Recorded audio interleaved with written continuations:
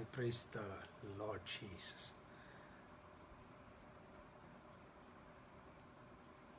Wonderful.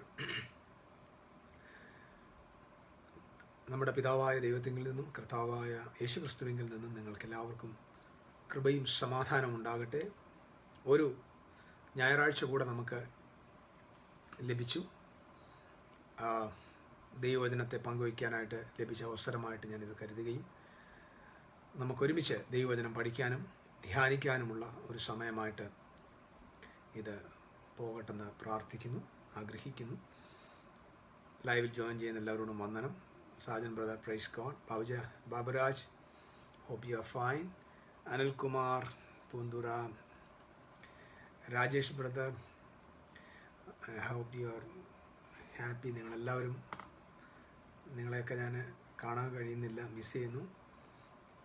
Aji brother, Vimal brother, thank you so much. Wilson brother, thank you for joining. Wonderful. Thompson, it's very nice to meet you again all. Very precious people of God. Really, it's my privilege to be here to serve you with the word. സർവശക്തിയുള്ള ദൈവത്തിൻ്റെ വലിയ കൃപയും അനുഗ്രഹങ്ങളും നിങ്ങളുടെ മേൽ ധാരാളമായിട്ട് ദൈവം പകരട്ടെ. Even though നമുക്ക് ആരാധനായിട്ട് ഒരുമിച്ച് കൂടാനായിട്ടുള്ള സാഹചര്യങ്ങൾ ലഭിച്ചില്ലെങ്കിലും അറ്റ്ലീസ്റ്റ് ദൈവവചനത്തെ കേൾക്കാനെങ്കിലും ഈ ഒരു സാഹചര്യത്തിൽ നിങ്ങൾ സമയം കണ്ടെത്തുന്നതിൽ ഞാൻ നിങ്ങളെ കർത്താവിൽ പ്രശംസിക്കുന്നു.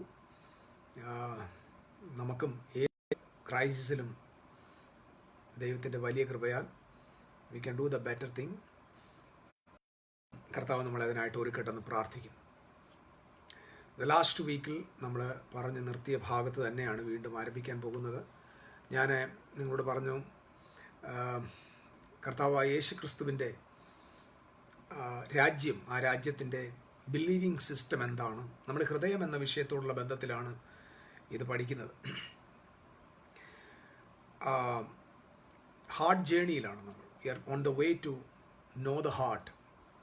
So Jesus Christ came to the world. യേശു ലോകത്തിലേക്ക് വരുമ്പോൾ യേശുവിനെക്കുറിച്ച് പറയുന്നത് ഇങ്ങനെയാണ്. ആ വാക്യം ലൂക്കോസിൻ്റെ സുവിശേഷം നമുക്ക് കാണാൻ പറ്റും. അനേകരുടെ ഹൃദയ വിചാരങ്ങളെ വെളിപ്പെടുത്തുവാനായി പിതാവായ ദൈവം പുത്രനെ അയക്കുന്നു എന്ന് കാണാൻ പറ്റും. ഹൃദയ വിചാരങ്ങളെ വെളിപ്പെടുത്തുവാനായി, to reveal the condition of the heart, Jesus came to the world. നമ്മൾ മിസ് ചെയ്ത ഒരു വലിയ ഒരു പ്രധാന ഭാഗമാണിത്. കർത്താവ് എന്തിനാണ് ലോകത്തിൽ വന്നത്? നമുക്കെല്ലാവർക്കും അറിയാം, യേശു വന്നത് നമുക്ക് വേണ്ടി മരിക്കാനും, മരിച്ചു അടക്കപ്പെട്ടു ഉയർത്തെഴുന്നേറ്റ് രക്തം ചിന്താനാണൊക്കെ നമുക്കറിയാം. ക്രൂശിൽ മരിക്കാനാണെന്നൊക്കെ എല്ലാവർക്കും അറിയാം. പക്ഷെ നമ്മൾ മിസ് ചെയ്യുന്ന ചില വാക്യങ്ങളുണ്ട്. അതിലൊരു വാക്യം എന്ന് പറയുന്നത് Jesus came to the world to, നമ്മുടെ ഹൃദയവിചാരത്തെ വെളിപ്പെടുത്തുവാനായിട്ട് അവൻ വന്നു. യേശുക്രിസ്തുവിന് മുന്നോടിയായിട്ട് വന്ന യോഹന്നാൻ സ്നാപകനെ കുറിച്ച് പറയുന്നത് എങ്ങനെയാണ്? അപ്പന്മാരുടെ ഹൃദയത്തെ മക്കളോടും മക്കളുടെ ഹൃദയത്തെ അപ്പന്മാരോടും നിരപ്പിക്കാനായി വന്നു എന്ന്. സോ ഇവരെല്ലാവരും ഡീൽ ചെയ്തത് ഹൃദയവുമായിട്ട്, ഹാർട്ടാണ്. ഈ ഒരു വിഷയം നമ്മൾ ആഴമായിട്ട് പഠിക്കാനും ധ്യാനിക്കാനുമായിട്ട് സമയമെടുക്കുകയാണ്. കഴിഞ്ഞ കുറച്ച് ദിവസങ്ങളായിട്ട് നമ്മൾ we are on the way to the journey to the heart. Especially ഞാൻ കഴിഞ്ഞ ദിവസം ബിലീവിങ് സിസ്റ്റം, ദൈവരാജ്യത്തിൻ്റെ ബിലീവിങ് സിസ്റ്റം എന്താണ് എന്ന് നിങ്ങളോട് ആക്ച്വലി അതിനോടുള്ള ബന്ധത്തിൽ തന്നെ നമ്മൾ ഒരു വാക്ക് ഉപയോഗിച്ചു, what is the kingdom philosophy. ഈ വാക്കുകളൊക്കെ കേൾക്കുമ്പോൾ ഇതൊക്കെ ആത്മീയമാണോ, ദൈവവചനം പ്രസംഗിക്കുന്നവർ ഇതൊക്കെ പറയണോ, ഇത് ലോകജ്ഞാനമാണ്, അല്ലെങ്കിൽ ഇത് വേൾഡിൻ്റെ ജ്ഞാനമാണ്, ഈ വാക്കുകളൊക്കെ നമുക്ക് തെറ്റിദ്ധരിക്കപ്പെടുകയാണ്. അതുകൊണ്ട് ഞാനതിൻ്റെ ഒരു മീനിങ് മാത്രം ഒന്ന് പറയാൻ ആഗ്രഹിക്കുകയാണ്. ആക്ച്വലി കിങ്ഡം ഫിലോസഫി അല്ലെങ്കിൽ കിങ്ഡം മൈൻഡ് സെറ്റ് അല്ലെങ്കിൽ കിങ്ഡം ബിലീവിങ് സിസ്റ്റം, ദൈവരാജ്യത്തിൻ്റെ ബിലീവിങ് സിസ്റ്റം, ഇത് നമ്മൾ ഹൃദയവുമായിട്ട് കണക്ട് ചെയ്താണ് പഠിക്കുന്നത്. ഞാൻ നേരത്തെ പറഞ്ഞു, യേശു വന്നത് ഹൃദയത്തെ നമ്മൾക്കറിയാം. യേശുവിൻ്റെ ആദ്യത്തെ പ്രഭാഷണത്തിൽ പറഞ്ഞു, പരിശുദ്ധാത്മാവ് എൻ്റെ മേലുണ്ട്, ദൈവം എന്നെ, അല്ലെങ്കിൽ ദരിദ്രരോട് സുവിശേഷം അറിയിപ്പാൻ കർത്താവ് എന്നെ അഭിഷേകം ചെയ്തിരിക്കാൻ അവൻ്റെ ആത്മാവെന്നെ. ഹൃദയം തകർന്നവർക്ക് ഹീലിംഗ് വരുത്തുക, അല്ലെങ്കിൽ ഇങ്ങനെ പറഞ്ഞാൽ to heal the broken hearted, ഹൃദയം തകർന്നവരെ, മുറിഞ്ഞവരെ പൊറുപ്പിക്കുവാൻ. അപ്പം നിങ്ങൾ ആദ്യം ശ്രദ്ധിക്കണം, Jesus came to the world. ഇത് വളരെ ഇമ്പോർട്ടൻ്റ് ആണ്. എന്നിട്ട് അവൻ ആത്മാവിനെ പ്രാപിച്ചിട്ട് പറയുകയാണ്, ഞാൻ വന്നത് തകർന്ന ഹൃദയങ്ങൾക്ക് മുറിവ് കെട്ടാൻ വന്നിരിക്കുകയാണ്, ബന്ധനത്തിലിരിക്കുന്നവരെ വിടുവിക്കാൻ വന്നിരിക്കുക. അതുപോലെ തന്നെ പറയുന്ന മറ്റൊരു വാക്ക്, കുരുട്ട് കണ്ണുകൾക്ക് കാഴ്ച കൊടുക്കുവാനായിട്ട് ഞാൻ വന്നിരിക്കുകയാണ്, ദുഃഖിതന്മാർക്ക് ആശ്വാസം നൽകുവാനായിട്ട് വന്നിരിക്കുകയാണ്, വെണ്ണീറിന് പകരമായിട്ട് അലങ്കാരമാല നൽകാനായിട്ട് വന്നിരിക്കുകയാണ്. അപ്പോൾ ക്രൈസ്റ്റിൻ്റെ വരവിനെ കുറിച്ചുള്ള വലിയ ചിന്തകളാണ് നമ്മുടെ ഉള്ളിൽ വരേണ്ടത്. നമ്മൾ മിസ് ചെയ്തു പോയ ഒരുപാട് ഭാഗങ്ങളുണ്ട്. Actually that is A missing message. So heart എന്ന് പറയുന്ന, അല്ലെങ്കിൽ ഹൃദയം എന്ന് പറയുന്ന ഭാഗത്തെ നമ്മൾ മനസ്സിലാക്കണം. ഹൃദയവുമായിട്ടാണ്, നമ്മുടെ ഹൃദയത്തിലാണ് നമ്മുടെ ബിലീവിങ് സിസ്റ്റം ഇരിക്കുന്നത്, നമ്മുടെ വിശ്വാസത്തിൻ്റെ സിസ്റ്റം. ബിലീവിങ് സിസ്റ്റം എന്ന് പറഞ്ഞാൽ എല്ലാവർക്കും ഒരു ബിലീവിങ് സിസ്റ്റം ഉണ്ട്. അതിനെയാണ് സെക്യുലർ വേൾഡിൽ നമുക്ക് വേണമെങ്കിൽ പറയാം, ആ വാക്ക് ഉപയോഗിക്കാം, ഫിലോസഫി. ഫിലോസഫി എന്ന് പറഞ്ഞാൽ എന്താണ്? ആക്ച്വലി സിമ്പിളായിട്ട് പറഞ്ഞാൽ it's A love of wisdom. ജ്ഞാനത്തെ സ്നേഹിക്കുന്നതാണ് ഫിലോസഫി. ആക്ച്വലി അതിനൊരു ഒരു ഒരു ഒരു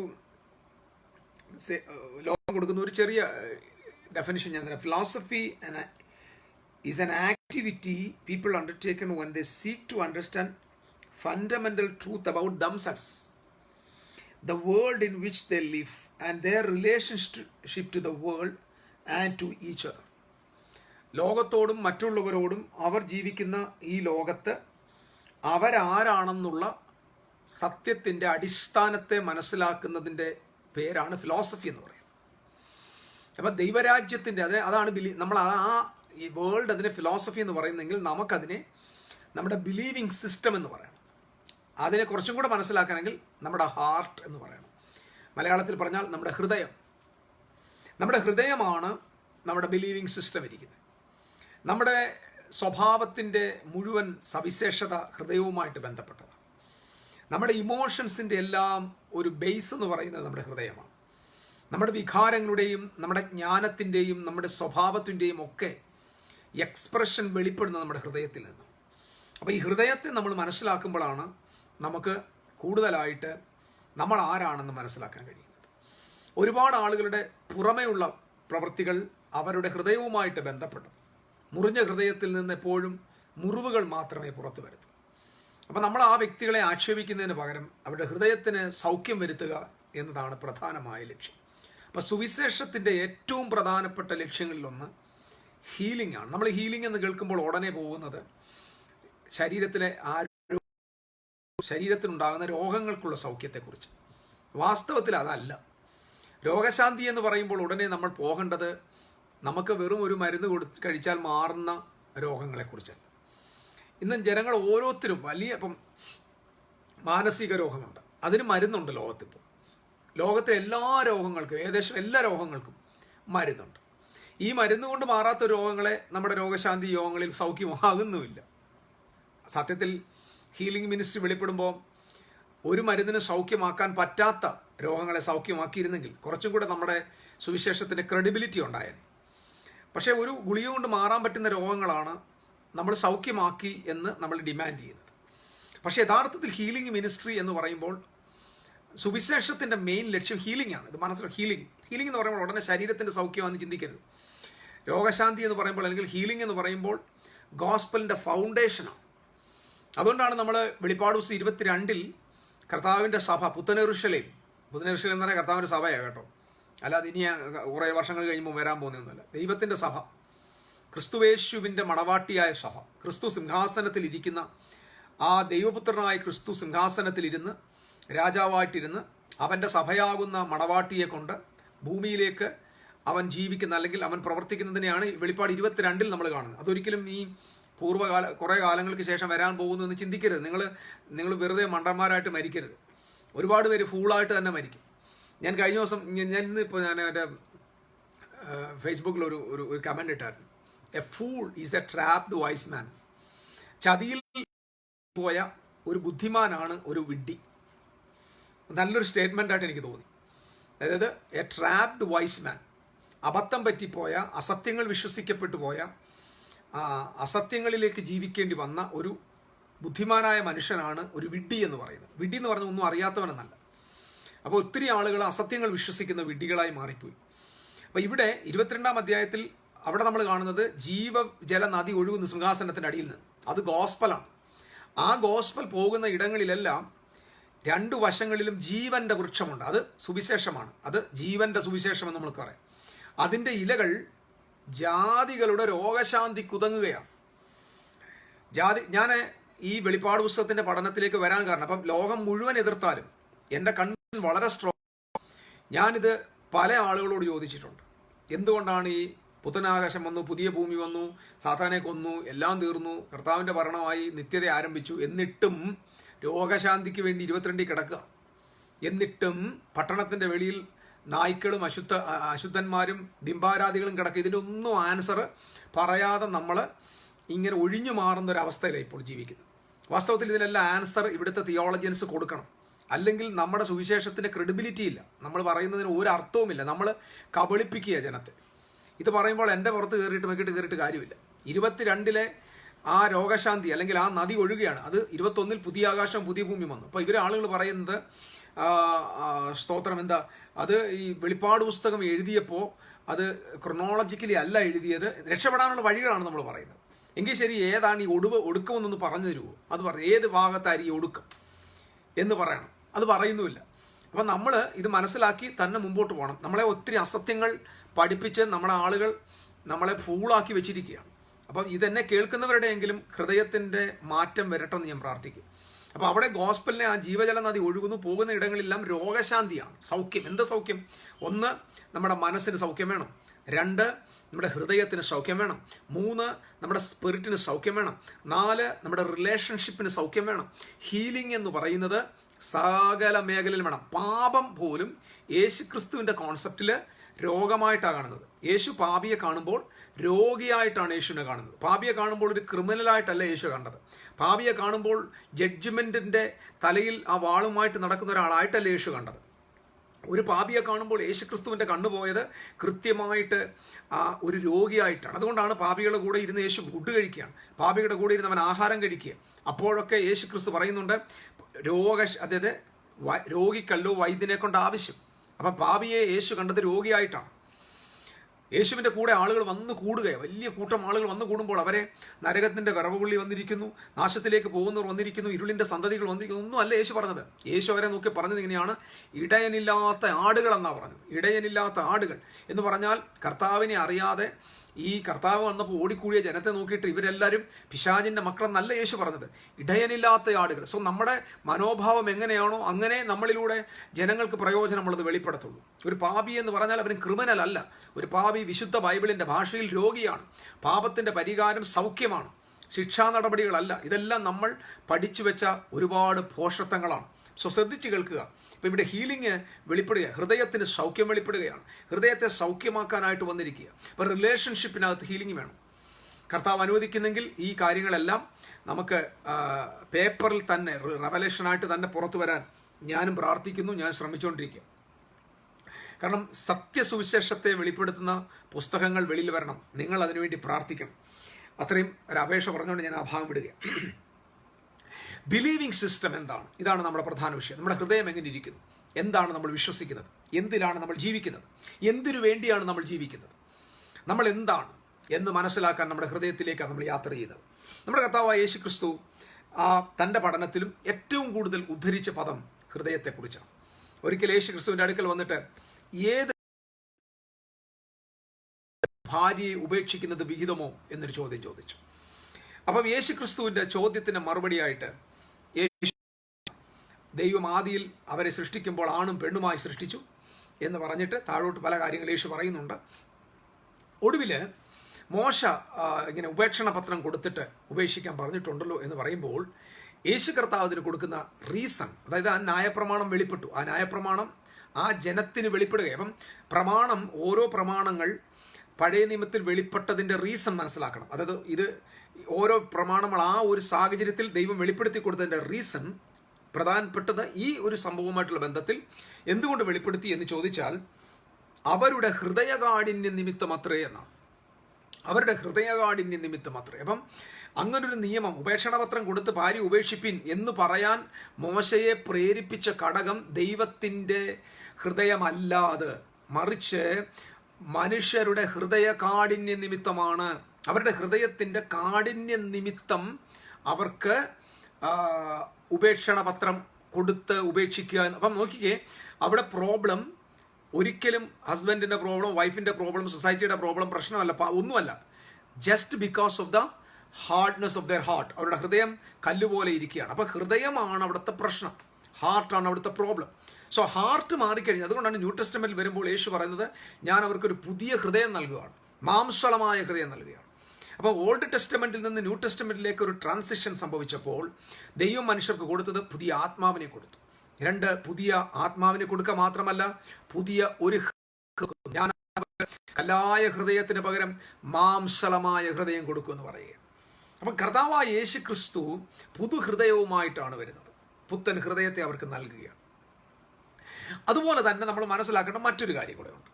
നമ്മൾ ഈ ബൈബിളിൽ ഞാനിത് പറയുമ്പോൾ നിങ്ങൾക്ക് ഒരു പക്ഷേ ഇത് പഠിക്കാനുള്ളൊരു ആഗ്രഹവും ഒക്കെ നിങ്ങൾക്ക് തോന്നാൻ ചാൻസ് ഉണ്ട്. ഇത് പഠിക്കാൻ നിങ്ങൾ ഇരിക്കുമ്പോൾ നമ്മൾ ശ്രദ്ധ പോകേണ്ട 2 പ്രധാന ഭാഗമുണ്ട്. ബൈബിളിൽ ചിലയിടങ്ങളിൽ സ്പിരിറ്റ് എന്ന് പറയും. സ്പിരിറ്റും അതേസമയം അതേ വാക്ക് തന്നെ, അതുപോലെയുള്ള അതേ വാക്ക് തന്നെ ഹൃദയവും എന്ന് പറയും. അപ്പം ഹൃദയവും സ്പിരിറ്റിനെയും കൂടെ ഒരുമിപ്പിക്കുന്നതായിട്ട് കാണാം. നമുക്ക് വേറൊരർത്ഥത്തിൽ പറഞ്ഞാൽ the spirit of the heart എന്ന് പറയാം. സ്പിരിറ്റ് ഓഫ് ദ ഹാർട്ട്, അല്ലെങ്കിൽ ഹൃദയത്തിൻ്റെ ആത്മാവെന്നോ എനിക്കറിയത്തില്ല, പറയാൻ അറിയത്തില്ല. ഈ സ്പിരിറ്റ് അല്ലെങ്കിൽ ആത്മാവ് എന്ന് ഉപയോഗിച്ചിരിക്കുന്ന അതുപോലെ തന്നെയാണ് ഹൃദയവും എന്നും ഉപയോഗിച്ചിരിക്കുന്നത്. അപ്പോൾ ഹൃദയത്തെ പലയിടങ്ങളിലും സ്പിരിറ്റുമായിട്ടാണ് കണക്ട് ചെയ്യുക. അപ്പോൾ അകത്തെ മനുഷ്യൻ, ആത്മമനുഷ്യൻ എന്ന് പറയുമ്പോൾ അതിന് ഹൃദയവുമായിട്ടാണ് കണക്ട് ചെയ്തിരിക്കുന്നത്. അപ്പോൾ പഴയ നിയമത്തിലും പുതിയ നിയമത്തിലും ഒക്കെ പലയിടങ്ങളിലും ഹൃദയം എന്ന് പറയുന്നിടത്ത് തന്നെ അതേപോലെ തന്നെ അതേ അർത്ഥത്തിൽ സ്പിരിറ്റ്, ആത്മാവ് എന്നും കൂടെ പറയുന്നുണ്ട്. അപ്പോൾ നമ്മുടെ അകത്തെ മനുഷ്യൻ, ഞാൻ പറഞ്ഞു അകത്തെ മനുഷ്യൻ എന്ന് പറഞ്ഞു കഴിഞ്ഞാൽ നമ്മുടെ ഹാർട്ടാണെന്ന് ഞാൻ പറഞ്ഞു. അതായത് മനുഷ്യൻ എന്ന് പറയുന്നത് സ്പിരിറ്റ് ബീയിങ് ആണ്, created before the foundation of the world in the trying God. ത്രിയേക ദൈവത്തിൻ്റെ അകത്ത് സൃഷ്ടിക്കപ്പെട്ട, ദൈവത്തിൻ്റെ ഛായയും സ്വരൂപത്തിലും സൃഷ്ടിക്കപ്പെട്ട വ്യക്തിയാണ് ഒരു മനുഷ്യൻ. ഹ്യൂമാനിറ്റി എന്ന് പറയുന്നത് ഒരു എറ്റേണൽ ബീയിങ് ആണ്. അവൻ്റെ ശരീരത്തിന് കണ്ടീഷണൽ ഇമ്മോർട്ടാലിറ്റി ഉണ്ടെങ്കിലും അവൻ്റെ സ്പിരിറ്റ് ഇമ്മോർട്ടലാണ്. സ്പിരിറ്റ് നശിക്കാൻ പറ്റത്തില്ല, സ്പിരിറ്റിനെ നശിപ്പിക്കാനും പറ്റത്തില്ല. കാരണം അത് പുറപ്പെട്ടു വന്നത് ദൈവത്തിൽ നിന്നാണ്. അപ്പം മനുഷ്യൻ എന്ന് പറഞ്ഞാൽ അവനൊരു സ്പിരിറ്റ് ബീയിങ് ആണ്. ആ സ്പിരിറ്റ് ബീയിങ് ഇതുപോലൊരു ശരീരത്തിൽ താമസിക്കുന്നു എന്നേ ഉള്ളൂ. ഈ ആത്മാവായ മനുഷ്യൻ ശരീരത്തിൻ്റെ വേഷത്തിൽ ശരീരത്തിൽ താമസിക്കുകയാണ്. ആ മനുഷ്യാത്മാവ് അല്ലെങ്കിൽ ഒറിജിനൽ മനുഷ്യനെ ഈ ഭൂമിയിലെ വേൾഡുമായിട്ട് കണക്ട് ചെയ്യുന്നതാണ് നമ്മുടെ സോള്. അതുകൊണ്ടാണ് ഈ ആത്മമനുഷ്യൻ ദൈവത്തിൻ്റെ മൂക്കിൽ നിന്ന് ഈ മൺകൂടാരത്തിലേക്ക് ഊതപ്പെടുമ്പോൾ ഉണ്ടായി വന്നത് ലിവിങ് സോളാണ്. അപ്പം ഡാമേജ് സംഭവിച്ചത് സ്പിരിറ്റിനുമല്ല, ശരീരത്തിനുമല്ല. ഡാമേജ് ആദ്യം സംഭവിച്ചത് സോളിനാണ്. അവിടെയാണ് വീഴ്ച സംഭവം, അവിടെയാണ് ഭയം വന്നത്, അവിടെയാണ് ഒളിച്ചോട്ടം വന്നത്, അവിടെയാണ് ആക്യൂസേഷൻ വന്നത്, അവിടെയാണ് കൊലപാതകം വന്നത്. പാപം മൊത്തം വാണത്, പാപം അതിൻ്റെ ഫുൾ സ്റ്റോറേജിൽ ഇരിക്കുന്നത് മനുഷ്യൻ്റെ ഹൃദയത്തിനകത്താണ്. സോ ആ ഹൃദയമാണ് ട്രീറ്റ് ചെയ്യേണ്ടത്, ഹൃദയ നിമിത്തമാണ്. അതുകൊണ്ടാണ് പറഞ്ഞത് സകല തിന്മയും ഹൃദയത്തിൽ നിന്ന് പുറപ്പെട്ടു വന്ന് മനുഷ്യനെ അശുദ്ധനാക്കുന്നു എന്നാണ്. ഹൃദയത്തിൽ നിന്ന് സകല തിന്മയും, സകല ദൂഷണവും, സകല കള്ളസാക്ഷ്യവും, സകല കൊലപാതകവും, എല്ലാം അസൂയയും പുറത്തു വരുന്നത് ഹൃദയത്തിൽ നിന്നാണ്. അപ്പോൾ ഹൃദയത്തെയാണ് ട്രീറ്റ് ചെയ്യേണ്ടത്. അല്ലാതെ വ്യക്തിയെ, അവൻ്റെ ശരീരത്തെ അടിച്ചിട്ട് കാര്യമില്ല, ഒരു തെറ്റ് ചെയ്തവനെ ശിക്ഷിച്ചിട്ട് കാര്യമില്ല. മറിച്ച് അവൻ്റെ ഹൃദയത്തെ സൗഖ്യപ്പെടുത്തുകയാണ് വേണ്ടത്. അവൻ്റെ ഹൃദയത്തിൽ നിന്നാണ് ഇതൊക്കെയും പുറത്തു വരുന്നത്. സോ ഓൾഡ് ടെസ്റ്റമെന്റും ന്യൂ ടെസ്റ്റമെന്റിലും ഹൃദയമെന്നും ആത്മാവെന്നും പറഞ്ഞേക്കുന്നത് എല്ലാം തുല്യമാണ്. ഞാൻ ചില വാക്യങ്ങൾ മാത്രം പറയാം. ഈ സ്ഥിരമായൊരു ആത്മാവിനെ എന്ന് നമ്മൾ വായിക്കുന്നുണ്ട്. സങ്കീർത്തനം 51:10 സ്റ്റെഡ് ഫാസ്റ്റ് സ്പിരിറ്റ്. അതുപോലെ തന്നെ സങ്കീർത്തനം 57:7 സ്റ്റെഡ് ഫാസ്റ്റ് ഹാർട്ട് എന്ന് പറയുന്നുണ്ട്. ശ്രദ്ധിക്കണം, സ്ഥിരമായ ഹൃദയം. ഇംഗ്ലീഷ് വായിച്ചാൽ, മലയാളത്തിൽ പക്ഷേ വായിച്ചത് കിട്ടുമെന്ന് എനിക്ക് തോന്നുന്നില്ല. ഈ റെഫറൻസുകൾ നിങ്ങൾ എന്തായാലും നോട്ട് ചെയ്യുക പ്ലീസ്. എഹെസ്കേൽ പ്രവചനം 21:7 ഫെയിൻഡ് സ്പിരിറ്റ് എന്ന് പറയുന്നുണ്ട്. ജെറേമിയ 8:18 ഫെയിൻഡ് ഹാർട്ട് എന്ന് പറയുന്നുണ്ട്.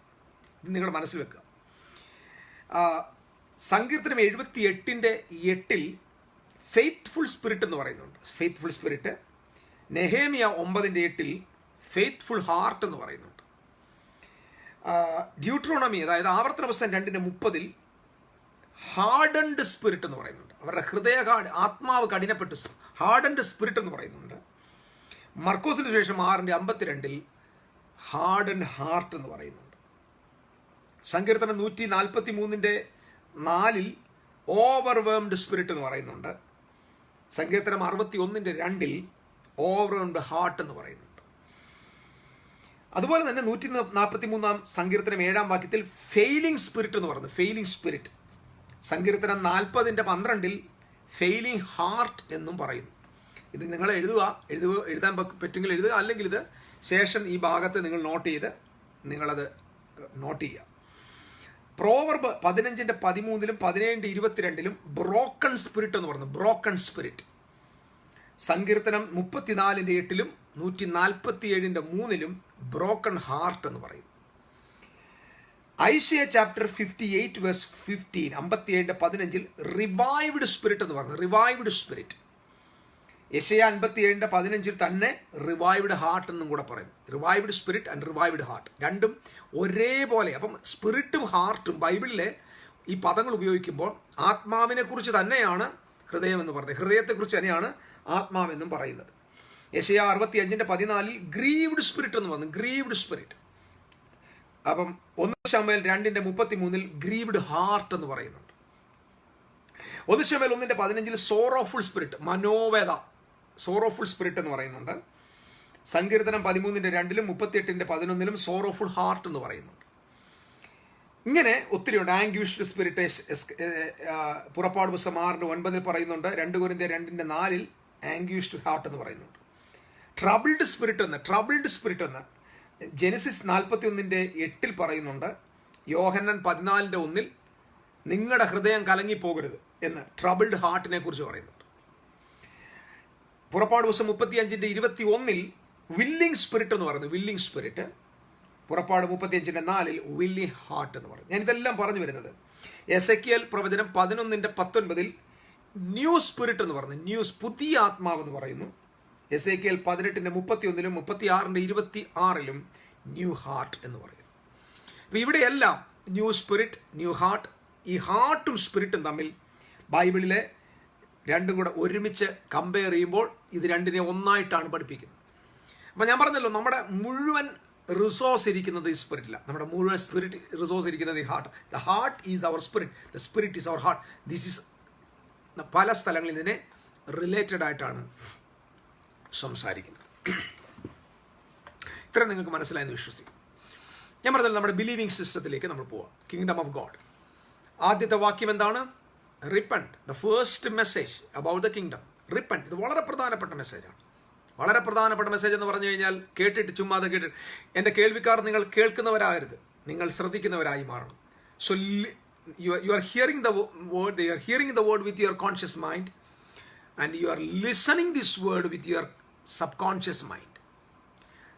ഹിയറിംഗ് ഒരിക്കലും നിങ്ങൾക്ക് ബ്ലെസ്സിങ് ആകത്തില്ല. ഹിയറിംഗിൽ മാത്രമാണെങ്കിൽ ഇത് ഒരിക്കലും നിങ്ങൾക്ക് പ്രയോജനപ്പെടത്തില്ല. ബട്ട് യു ആർ ലിസൺ, നിങ്ങളത് ഗ്രഹിച്ചാൽ, നിങ്ങളതിനെ ശ്രദ്ധിച്ചാൽ, if it goes to your spirit, if you are in the most heart, 100% result പുറത്തു വരും. വചനം കേട്ടിട്ട് ഗ്രഹിക്കാഞ്ഞാൽ എന്ന് വായിച്ചിട്ടുണ്ട്. അതായത് വചനം ചെവി കൊണ്ട് കേട്ടിട്ട്, കോൺഷ്യസിൽ കേട്ടിട്ട് ഗ്രഹിക്കാഞ്ഞാൽ എന്ന് പറഞ്ഞാൽ അത് നമ്മുടെ ഇന്നർ സ്പിരിറ്റിലേക്ക് പോകാതിരുന്നാൽ ആ വേർഡിനെ പറവകൾ എടുത്തുകൊണ്ട് പോകും എന്നാണ്. പ്രതിസന്ധിയുടെ നടുവിൽ അത് പ്രയോജനപ്പെടത്തില്ല. അപ്പോൾ ഒരു പവർഫുൾ ജനറേഷനെ, ഒരു പവർഫുൾ ക്രിസ്ത്യൻ കമ്മ്യൂണിറ്റിയെ നമുക്ക് വാർത്തെടുക്കണമെങ്കിൽ നിശ്ചയമായിട്ടും ഈ കാര്യങ്ങൾ ഫണ്ടമെൻ്റലായി നമ്മൾ അറിഞ്ഞിരിക്കേണ്ട പ്രിൻസിപ്പിൾസാണ്. അപ്പം നമ്മൾ ഒരുപാട് വേർഡ് കേട്ടു. നമ്മൾ കേട്ടത്രയും വേർഡുകൾ അതുപോലെ ക്രിസ്ത്യാനികളെല്ലാം സൂപ്പർമാനായിട്ട് ഭൂമി ജീവിച്ചേനെ. എല്ലാ ക്രിസ്ത്യാനിയും സൂപ്പർ ബീയിങ് ആയി നിന്നേനെ. അത്ര വിസ്ഡമാണ്, അത്ര പവർഫുൾ വേർഡ്സസ് ആണ്, അത്ര പവർഫുൾ സെർമൻസ് ആണ് ഓരോ ദിവസവും പല ദൈവ മനുഷ്യരിലൂടെ നമ്മൾ കേട്ടുകൊണ്ടിരിക്കും. We are hearing the word, പക്ഷെ നമ്മുടെ കോൺഷ്യസിലെത്തുന്നു. Unfortunately nobody is meditating on that word. കേട്ടിട്ട് പറയും വളരെ നല്ലതായിരുന്നു, പവർഫുൾ തോട്ട്, വളരെ നല്ലത്, oh praise God, glory. Emotionally നമ്മൾ ആക്ടിവേറ്റ് ആയ ശേഷം but it is not going inside of our heart, innermost ബീയിങ്ങിലേക്ക് അത് പോകുന്നില്ല. So it is a useful അല്ല, അത് പ്രയോജനമില്ലാത്ത വേർഡായിട്ട് നിൽക്കുകയാണ്. സോ ഞാൻ പറഞ്ഞത് ബിലീവിങ് സിസ്റ്റത്തിലേക്ക് വീണ്ടും പോവുകയാണ്. നമ്മൾ കഴിഞ്ഞ ദിവസം പഠിച്ചതിൻ്റെ ബാക്കി ഭാഗത്തേക്ക് ഞാൻ വരിക. ആ ഭാഗത്ത് ഞാൻ പറഞ്ഞു ക്രൈസ്റ്റ് ഈ വേർഡുമായിട്ട് വരുന്നതിന് മുമ്പ് ഇത് കൊണ്ടുവന്ന ആള് യോഹന്നാൻ സ്നാപകനാണ്. സ്നാപകനെ കുറിച്ചുള്ള ഒരു പഠനം ഞാൻ മുമ്പുള്ള ഒരു ക്ലാസ്സിലെടുത്തിട്ടുണ്ട്. സ്നാപകൻ എന്ന് പറയുന്ന ഈ യോഹന്നാൻ എന്ന് പറയുന്ന ആൾ ഏലിയ, വരുവാനുള്ള ഏലിയാവ് അവൻ തന്നെ, വരുവാനുള്ള ഏലിയാവ് അവൻ തന്നെ. ഏലിയാവ് യഹോവയുടെ വലുതും ഭയങ്കരവുമായ നാൾ വരുന്നതിന് മുമ്പ് വന്നിട്ട് ന്യായവിധി പ്രസംഗിച്ചു. യോഹന്നാൻ പ്രസംഗിച്ച ന്യായവിധി ഒരിക്കലും ഭാവിയിൽ സംഭവിക്കാൻ പോകുന്ന ന്യായവിധിയെക്കുറിച്ചല്ല. യോഹന്നാൻ സംസാരിച്ച ന്യായവിധി ഇസ്രായേലിനോടുള്ള ബന്ധത്തിലുള്ള ന്യായവിധിയായിരുന്നു. വീശുമുറം അവൻ്റെ കയ്യിലുണ്ട്, അവൻ കളത്തെ മുറ്റും വെടിപ്പാക്കി കതിരുകളെ താൻ ശേഖരിക്കുകയും പതിരുകളെ തീയിൽ കത്തിക്കുകയും ചെയ്യും എന്ന് പറഞ്ഞു. വൃക്ഷത്തിൻ്റെ ചുവട്ടിൽ കോടാലി വെച്ചിരിക്കുന്നെന്ന് പറഞ്ഞു. അവൻ നിങ്ങളെ പരിശുദ്ധാത്മാവ് കൊണ്ടും തീ കൊണ്ടും സ്നാനം കഴിപ്പിക്കുന്നത്. പരിശുദ്ധാത്മാവിൻ്റെ സ്നാനം എന്ന് പറഞ്ഞാൽ പെന്തക്കോസ്ത് നാളിൽ സംഭവിച്ചത്. തീയുടെ സ്നാനം എന്ന് പറഞ്ഞാൽ അതിന് ശേഷം ഒരു 40 വർഷം കഴിഞ്ഞപ്പോൾ യെരുശലേമിൻ്റെ മേൽ വന്ന ന്യായവിധിയുടെ തീയ. ദ ഫയർ അനോയിൻറ്റിങ് എന്ന് പറഞ്ഞാൽ ജഡ്ജ്മെൻ്റ് ആണ്. അതൊരിക്കലും നമ്മൾ ഉദ്ദേശിക്കുന്ന പോലെ ഫയർ അല്ല. ഫയർ എന്ന് പറഞ്ഞാൽ, തീ എന്ന് പറഞ്ഞാൽ ഈസ് ടോക്കിംഗ് അബൌട്ട് ജഡ്ജ്മെൻറ്റ്. പെന്തിക്കോസ്തിനെ കുറിച്ചുള്ളൊരു പഠനം എൻ്റെ യൂട്യൂബിലോ ഫേസ്ബുക്കിലൊക്കെ നിങ്ങൾക്ക് അവൈലബിൾ ആണ്, നിങ്ങൾ നോക്കിയാൽ മതി. അവിടെ പെന്തിക്കോസ്തിൽ വന്ന അന്യഭാഷ വരുന്നത് എന്തിനാ? അന്യഭാഷ ദൈവം കൊടുത്തത് വരുവാൻ പോകുന്ന ന്യായവിധിയുടെ പ്രതീകമായിരുന്നു. അവിടെ അഗ്നിജ്വാല പോലെ പിളർന്നിരിക്കുന്ന നാവുകൾ അവർക്ക് പ്രത്യക്ഷമായി എന്ന് കാണുന്നു. തീ വന്നു. എന്തിനാ തീയെ കൊണ്ടുവന്നത്? നമ്മൾ പറയുന്നത് ഇവാഞ്ചലൈസേഷൻ്റെ തീയാണ്, സുവിശേഷത്തിൻ്റെ തീ ഒന്നുമല്ല. അവിടെ തീയെ കാണാൻ പറ്റുന്ന നിലയിൽ വെളിപ്പെടുത്തി കൊടുത്തത് ജഡ്ജ്മെൻറ്റിൻ്റെ പ്രതീകമായിട്ടാണ്. അത് പ്രാപിച്ചവർക്ക് അത് സുവിശേഷത്തിൻ്റെ തീയാണ്, പ്രാപിച്ചവർക്ക് അത് അഭിഷേകമാണ്, പ്രാപിച്ചവർക്ക് അത് ദൈവശക്തിയാണ്. പ്രാപിച്ചവരെ സംബന്ധിച്ചിടത്തോളം, ക്രിസ്തുവിനെ വിശ്വസിക്കുന്നവരെ സംബന്ധിച്ചിടത്തോളം അതവരുടെ ലൈഫിനെ മാറ്റുന്നതാണ്, രൂപാന്തരപ്പെടുന്ന ട്രാൻസ്ഫോമിങ് ഫയറാണ്. പക്ഷെ വിശ്വസിക്കാത്തവർക്ക് ആ ഫയർ ന്യായവിധിയുടേതാണ്. വിശ്വസിക്കുന്നവർക്ക് അവർ പറഞ്ഞ അന്യഭാഷ അവരുടെ ശരീരത്തെ, അവരുടെ ആത്മാവിനെ ബലപ്പെടുത്തുന്നതാണ്. പെന്തിക്കോസ്ത് നാളിൽ പറഞ്ഞ അന്യഭാഷ അവരുടെ അകത്ത മനുഷ്യനെ ആത്മാവിൽ പുഷ്ടിപ്പെടുത്തുന്നതാണ്. അവർ പറഞ്ഞ അന്യഭാഷ അവരുടെ അകത്തെ മനുഷ്യനെ ബലപ്പെടുത്തുന്നതാണ്. എന്നാൽ അവനെ വിശ്വസിക്കാത്തവർക്ക് പെന്തിക്കോസ്ത് നാളിൽ സംസാരിച്ച അന്യഭാഷ അവരുടെ ന്യായവിധിയുടെ അടയാളം. കാരണം യെരൂശലേം ദൈവാലയത്തിൻ്റെ അകത്ത്, മാളിക മുറിയിലല്ല. പെന്തിക്കോസ്ത് ജനങ്ങൾ അഭിഷേകത്തിൽ നിറഞ്ഞ മാളിക മുറിയിലല്ല, മറിച്ച് യെരൂശലേം ദൈവാലയത്തിൻ്റെ അകത്ത് ഇസ്രായേൽ ജനത്തിൻ്റെ നടുവിൽ അരാമിക് ഭാഷയും എബ്രായ ഭാഷയും മാത്രം സംസാരിക്കുന്ന ജനത്തിൻ്റെ നടുവിൽ മറ്റ് ഇതര 17 സംസ്ഥാന രാജ്യങ്ങളിൽ നിന്ന് 17 തരത്തിലുള്ള രാജ്യത്തെ ഭാഷ യെരൂശലേമിൻ്റെ പള്ളിക്കകത്ത് സംസാരിക്കുമ്പോൾ തമ്പുരാൻ കൂടി വന്ന ജനസമൂഹത്തോട് വെളിപ്പെടുത്തി, ഒരു ദിവസം വരുന്നുണ്ട് അന്യജാതിക്കാർ, അന്യമതക്കാർ, അന്യഭാഷക്കാർ ഇതേ ദൈവാലയത്തിൻ്റെ അകത്ത് തേർവാഴ്ച നടത്തും എന്ന് പറഞ്ഞാൽ, ഇപ്പോൾ ഈ പറഞ്ഞുകൊണ്ടിരിക്കുന്ന അന്യഭാഷ ഒരു കൂട്ടം ആളുകളുടെ ആത്മാവിൻ്റെ വളർച്ചയ്ക്ക് ഹേതുവാണെങ്കിൽ കുറെ കാലം കഴിയുമ്പോൾ ഇതേ ദൈവാലയത്തിൻ്റെ അകത്ത് ന്യായവിധി നടക്കും. അന്യജാതിക്കാർ ഇവിടെ വരും, അന്യഭാഷക്കാർ ഇവിടെ വരും. അന്ന് നിങ്ങൾക്ക് മനസ്സിലാകും നിങ്ങൾ ന്യായവിധിയിൽ പെട്ടുപോയി എന്ന്. നിങ്ങൾ ഇതിൻ്റെ നടുവിൽ ഇതുപോലെ ഇപ്പോൾ ഈ അന്യഭാഷ സംസാരിക്കുമ്പോൾ ഓർത്തോണം, നിങ്ങളുടെ ന്യായവിധി തുടങ്ങിക്കഴിഞ്ഞു എന്നാണ്. സോ ഇത് വളരെ വ്യക്തമായ നിലയിൽ ആദ്യം പ്രഘോഷിച്ചത് യോഹന്നാൻ സ്നാപകനാണ്. യോഹന്നാൻ സ്നാപകൻ്റെ സ്കൂൾ ഓഫ് തോട്ട്സ് എന്താണ്? നമ്മൾ ഈ 2 സ്കൂൾ ഓഫ് തോട്ട്സിനെ കുറിച്ച് ഇന്ന് പഠിക്കാൻ പോകുന്നത്. വളരെ ശ്രദ്ധിക്കുക. യോഹന്നാൻ്റെ സ്കൂൾ ഓഫ് തോട്ട്സ് എന്ന് പറയുന്നത് ദൈവരാജ്യത്തിൻ്റെ മാൻഡേറ്റ് ആണ്, ദൈവരാജ്യത്തിൻ്റെ മെസ്സേജാണ്, the proclamation of the kingdom of God.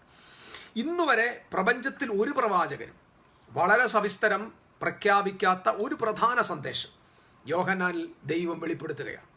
ആ ആളിനെ അതിനുവേണ്ടി മാത്രം അയക്കുക. ദൈവം അയച്ചിട്ടൊരു മനുഷ്യൻ വന്നു, അവന് യോഹന്നാൻ എന്ന് പേർ. യെശയ്യാവിൻ്റെ പ്രവചനം 6-ാം അധ്യായത്തിൽ, അനന്തരം നാം ആരെ അയക്കേണ്ടു, ആർ നമുക്ക് വേണ്ടി പോകും എന്ന ശബ്ദം കേട്ട് അടിയനെ അയക്കണമേ എന്ന സ്വർഗത്തിൽ കേട്ട ശബ്ദത്തിൻ്റെ ദർശനത്തിൻ്റെ പൂർത്തീകരണമാണ് യഹോവയ്ക്ക് വഴിയൊരുക്കുവാൻ മരുഭൂമിയിൽ വിളിച്ചു പറയുന്നവൻ്റെ വാക്കായി വെളിപ്പെട്ട യോഹന്നാൻ സ്നാപകൻ. കർത്താവ് അയച്ചിട്ടൊരു മനുഷ്യൻ വന്നു, അവന് യോഹന്നാൻ എന്ന് പേർ. അവൻ്റെ നാവിൽ ഒരു സന്ദേശം കൊടുത്തു വിട്ടു. അത് മറ്റൊന്നുമല്ല, ദൈവത്തിൻ്റെ രാജ്യത്തിൻ്റെ സന്ദേശം. അന്ന് വരെ വെളിപ്പെട്ട സകല പ്രവാചകന്മാരും ക്രിസ്തുവിനെ കുറിച്ച് പ്രവചിച്ചു, വരുന്നു എന്ന് പ്രവചിച്ചു, സംഭവിക്കാൻ പോകുന്നു എന്ന് പ്രവചിച്ചു. ദാണ്ടെ അവൻ വരുന്നു എന്നവർ പലരും എന്തിനേറെ പറയണം, ദൈവത്തിൻ്റെ ജനത്തിനു വിരുദ്ധമായി സംസാരിക്കാൻ എഴുന്നേറ്റ ബിലയാമെന്ന് പറയുന്ന പ്രവാചകൻ പോലും കർത്താവായ യേശു ക്രിസ്തുവിൻ്റെ വരവിനെക്കുറിച്ച്, അവൻ്റെ ഭൂമിയിലെ പ്രത്യക്ഷതയെക്കുറിച്ച്, അവൻ്റെ ഭൂമിയിലെ അവതാരത്തെക്കുറിച്ച് പ്രവചിച്ചു. എന്നാൽ ഇവർക്ക് ആർക്കും ഇത് കാണാൻ പറ്റിയില്ല. അതുകൊണ്ടാണ് യേശു പറഞ്ഞത്, നിങ്ങൾ കാണുന്ന കണ്ണ് ഭാഗ്യമുള്ളത്. ഇത് കാണുവാൻ ഏറിയ പ്രവാചകന്മാർ ആഗ്രഹിച്ചു, അവർക്ക് കാണാൻ പറ്റിയില്ല. നിങ്ങൾ ഈ കണ്ടുകൊണ്ടിരിക്കുന്ന നിങ്ങൾ ഭാഗ്യവാന്മാരാണ്. കാരണം ഒരുപാട് പ്രവാചകന്മാരുടെ ആഗ്രഹമാണ് നിങ്ങൾ കണ്ടുകൊണ്ടിരിക്കുന്നത്. ഒരുപാട് പ്രവാചകന്മാരുടെ ഹൃദയത്തിൻ്റെ സന്തോഷമാണ് നിങ്ങൾ കണ്ടുകൊണ്ടിരിക്കുന്നത്. മനോഹരമായ നിലയിൽ, വളരെ ശക്തമായ നിലയിൽ യേശു ക്രിസ്തു ആ കാര്യങ്ങൾ അവരോട് അവതരിപ്പിക്കുകയാണ്. എന്നാൽ അതിന് മുന്നോടിയായിട്ട് വന്ന യോഹന്നാൻ എല്ലാവരെക്കാൾ ശ്രേഷ്ഠനായതിൻ്റെ കാരണമുണ്ട്. എല്ലാവരും വരുന്നു എന്ന് പറഞ്ഞു, വരുമെന്ന് പറഞ്ഞു. പക്ഷെ ഇവൻ വരുമെന്നും പറഞ്ഞു, ദാ വരുന്നു എന്നും പറഞ്ഞു. എന്നിട്ട് ലോകത്തെ കാട്ടിക്കൊടുത്തു, ഇതാ ലോകത്തിൻ്റെ പാപത്തെ ചുമക്കുന്ന ദൈവത്തിൻ്റെ കുഞ്ഞാട്. എനിക്ക് തോന്നുന്നു ഈ പ്രവാചകൻ ആദ്യത്തെ ദൈവരാജ്യത്തിൻ്റെ ട്രാൻസിഷനിൽ, അതായത് മതത്തിൻ്റെ സംവിധാനത്തിൽ നിന്ന് രാജ്യത്തിൻ്റെ ഒറിജിനാലിറ്റിയിലേക്ക് ജനം ഇടിച്ച് കയറിപ്പോകുന്നത്, ബലാത്കാരം ചെയ്യുന്നത് കാണാൻ ഭാഗ്യം സിദ്ധിച്ച പ്രപഞ്ചത്തിലെ ഏക പ്രവാചകൻ യോഹന്നാനാണ്. യോഹന്നാൻ കഴിഞ്ഞ് വേറെ പ്രവാചകനില്ല. അതിനുശേഷം ഇന്ന് ഭൂമിയിൽ വന്നിരിക്കുന്ന അവസാനത്തെ പ്രവാചകൻ എന്ന് പറയുന്ന ഒരു പ്രവാചകനുമില്ല. കർത്താവായ യേശു ക്രിസ്തു പറഞ്ഞു, യോഹന്നാൻ വരെ എന്ന് പറഞ്ഞാൽ യോഹന്നാൻ വരെയുള്ള ആ പ്രവാചകൻ കഴിഞ്ഞാൽ പിന്നൊരു പ്രവാചകനെ ദൈവം ഒരു ജനതയ്ക്കും അയച്ചു കൊടുത്തിട്ടില്ല. ബാക്കി വന്ന സകല പ്രവാചകന്മാരും കള്ളന്മാരും കൊള്ളക്കാരുമാണ്. നമുക്കറിയാം, അന്ത്യപ്രവാചകൻ, അവസാനത്തെ പ്രവാചകൻ എന്നൊക്കെ പറഞ്ഞുകൊണ്ട് നടക്കുന്ന സകല മത സംവിധാനങ്ങളും കൃത്യമായി ഭോഷ്കിൻ്റെ കൂടുകളാണ്, കൃത്യമായ വിശുദ്ധ ബൈബിളിൻ്റെ വൈരുദ്ധ്യമാണ്. അപ്പോൾ ഞാനിത് പറഞ്ഞു വരുന്നത് ദ സ്കൂൾ ഓഫ് തോട്ട്സ്. എന്താണ് സ്കൂൾ ഓഫ് തോട്ട്സ്? ശ്രദ്ധിക്കുക. യോഹന്നാന്റെ പ്രസംഗം എന്താണ്? Repent, change your mind, change your believing system, change your believing system. നിങ്ങൾക്കറിയാമോ, നമ്മളിപ്പോൾ ദൈവരാജ്യം കേൾക്കുമ്പോൾ നമ്മളെ സംബന്ധിച്ചിടത്തോളം ഒന്നുമില്ല. നമ്മളെ സംബന്ധിച്ചിടത്തോളം ദൈവരാജ്യം എന്ന് പറഞ്ഞാൽ കർത്താവ് വന്നിട്ട് വരാൻ പോകുന്നൊരു കാര്യമായിട്ട്. ആ ആളുകൾക്ക് ഈ മെസ്സേജ് ഒരു പ്രയോജനവും ഇല്ലെന്ന് ഞാൻ പറയും. കർത്താവ് ഭൂമിയിലേക്ക് ഇനി രാജ്യം കൊണ്ടുവരുമെന്നും യേശു വന്ന് ഇനിയും വാഴുമെന്നൊക്കെയുള്ള കഥകൾ വിശ്വസിക്കുന്നവർക്ക് എൻ്റെ പ്രസംഗം വെറും സമയം പോക്കാണ്. ദയവായിട്ട് നിങ്ങൾ വേറെ എന്തെങ്കിലും കണ്ട് വല്ല കോമഡി എങ്ങാനും കാണാനായിട്ട് പോകുന്നതാണ് നല്ലത്. ഈ മെസ്സേജ് കേൾക്കുന്നവർ ദൈവരാജ്യം ഇന്നത് സ്ഥാപിക്കപ്പെട്ടെന്നും ആ രാജ്യത്തിലാണ് നിങ്ങളെന്നും ആ രാജ്യത്തിൽ ജീവിക്കാൻ ഭാഗ്യം ലഭിച്ച സിറ്റിസണാണ് നിങ്ങളെന്നും ആ രാജ്യത്തെ ഭൂമിയിൽ കൊണ്ടുവരാൻ ഉത്തരവാദിത്തപ്പെട്ട ദൈവത്തിൻ്റെ സ്വർഗീയ അംബാസിഡറാണ് നിങ്ങളെന്നും സ്വർഗരാജ്യത്തിൻ്റെ പൗരന്മാരായി ആ ദൗത്യം നിർവഹിക്കാൻ ഈ ഭൂമിയിൽ പാർക്കുന്നവരാണ് നിങ്ങളെന്നും ബോധ്യമുള്ളവർ മാത്രമേ ഈ മെസ്സേജ് കേൾക്കാവൂ. അല്ലാത്തവർക്ക് ഇത് വെറും കഥകൾ മാത്രമാണ്. നിങ്ങൾ ജസ്റ്റ് ഗോ വേറൊരു ചാനൽ ടി വിയിൽ പോയാൽ നിങ്ങൾക്ക് നല്ല ഫിലിം ഇപ്പോൾ കാണാൻ പറ്റും, അല്ലെങ്കിൽ നിങ്ങൾ വാർത്താ ചാനൽ കേൾക്കും. That's good. To not spend here. ഇത് ഞാൻ പറയുന്നതിൽ ഒരു ചെറിയ കമ്മ്യൂണിറ്റിയോട്, എനിക്ക് 12 പേരെങ്കിൽ 12 പേരോട് സംസാരിക്കാനാണ് ഇഷ്ടം. കാരണം Jesus Christ preached to the only 12 people. 12 പേരെ കിട്ടിയുള്ളൂ. യേശു ക്രിസ്തു ഏറ്റവും കൂടുതൽ മർമ്മങ്ങൾ സംസാരിച്ചത് ബഹുസഹസ്രം ജനത്തിൻ്റെ മുമ്പിലല്ല. യേശു ക്രിസ്തു അവൻ്റെ യാഥാർത്ഥ്യം, ഒറിജിനാലിറ്റി വെളിപ്പെടുത്തിയത് 12 പേരുടെ മുമ്പിലാണ്. സോ 12 പേര് മതി. യേശുക്രിസ്തുവിൻ്റെ ടാർഗറ്റ് അതാണ്. 12 എണ്ണത്തെ കൺട്രോൾ ചെയ്ത് കയ്യിൽ കിട്ടിയാൽ ലോകത്തെ കീഴ്മേൽ മറിക്കാമെന്ന് പഠിപ്പിച്ച ഗുരുവാണ് നമ്മുടെ ഗുരു. സോ അതുകൊണ്ട് ജനക്കൂട്ടത്തിൻ്റെ കാര്യമില്ല. എൻ്റെ ചർച്ചിൽ 10,000 പേരുണ്ട്, എൻ്റെ ചർച്ചിൽ 3,000 പേർ, ഒരു കാര്യമില്ല, ഒരു കാര്യവുമില്ല. ഞാൻ തുറന്നാ പറയുന്നത്. സഭയിൽ കൂടുന്ന ആളുകളുടെ എണ്ണമല്ല കാര്യം, അതിനകത്ത് സ്റ്റഫുള്ള എത്ര പേർ അതിനകത്ത് യേശുവിനെ അനുഗമിക്കുന്നുണ്ട്, അതാണ് നമ്മൾ അറിയേണ്ടത്. എൻ്റെ ചർച്ചിൽ 10,000 വിശ്വാസിയുണ്ടെന്ന് പറയും, അതിൽ എത്ര പേർ 100% യേശുവിനെ ഫോളോ ചെയ്യുന്നുണ്ട്, എത്ര പേർ ഗുരുവിനെ പോലെ ഉണ്ട്? 10 പേര് പോലും കാണത്തില്ല. 10,000 പേരുള്ള സഭയിൽ 10 പേര് പോലും ഇല്ല ക്രിസ്തുവിനെ യഥാർത്ഥമായിട്ട് ഫോളോ ചെയ്യുന്നവർ. 100 പേരുള്ള സഭയ്ക്കകത്ത് അരയെണ്ണം പോലും ഇല്ല എന്ന് വേണമെങ്കിൽ പറയേണ്ടി വരും. അവിടെയാണ് നമ്മൾ പ്രശ്നത്തിലായിരിക്കുന്നത്. അവിടെയാണ് നമ്മുടെ എണ്ണത്തിന് അർത്ഥമില്ല എന്ന് പറയുന്നത്. ബഹുസഹസ്രം ജനം കൊണ്ട് കാര്യമില്ല. ക്രൈസ്റ്റ് അതുകൊണ്ടാണ് അവൻ സത്യങ്ങളും ദൈവരാജ്യത്തിൻ്റെ മർമ്മങ്ങളും ഒരിക്കലും ബഹുസഹസ്രം ജനത്തിന് മുമ്പിൽ പ്രസംഗിച്ചിട്ടില്ല. അവൻ്റെ ശിഷ്യന്മാർ അരികിൽ വരുമ്പോൾ അവരോട് സംസാരിക്കുകയാണ്. കാരണം ഇവിടെ പ്രധാനമായി ശ്രദ്ധിക്കേണ്ട കാര്യം ഇതാണ്.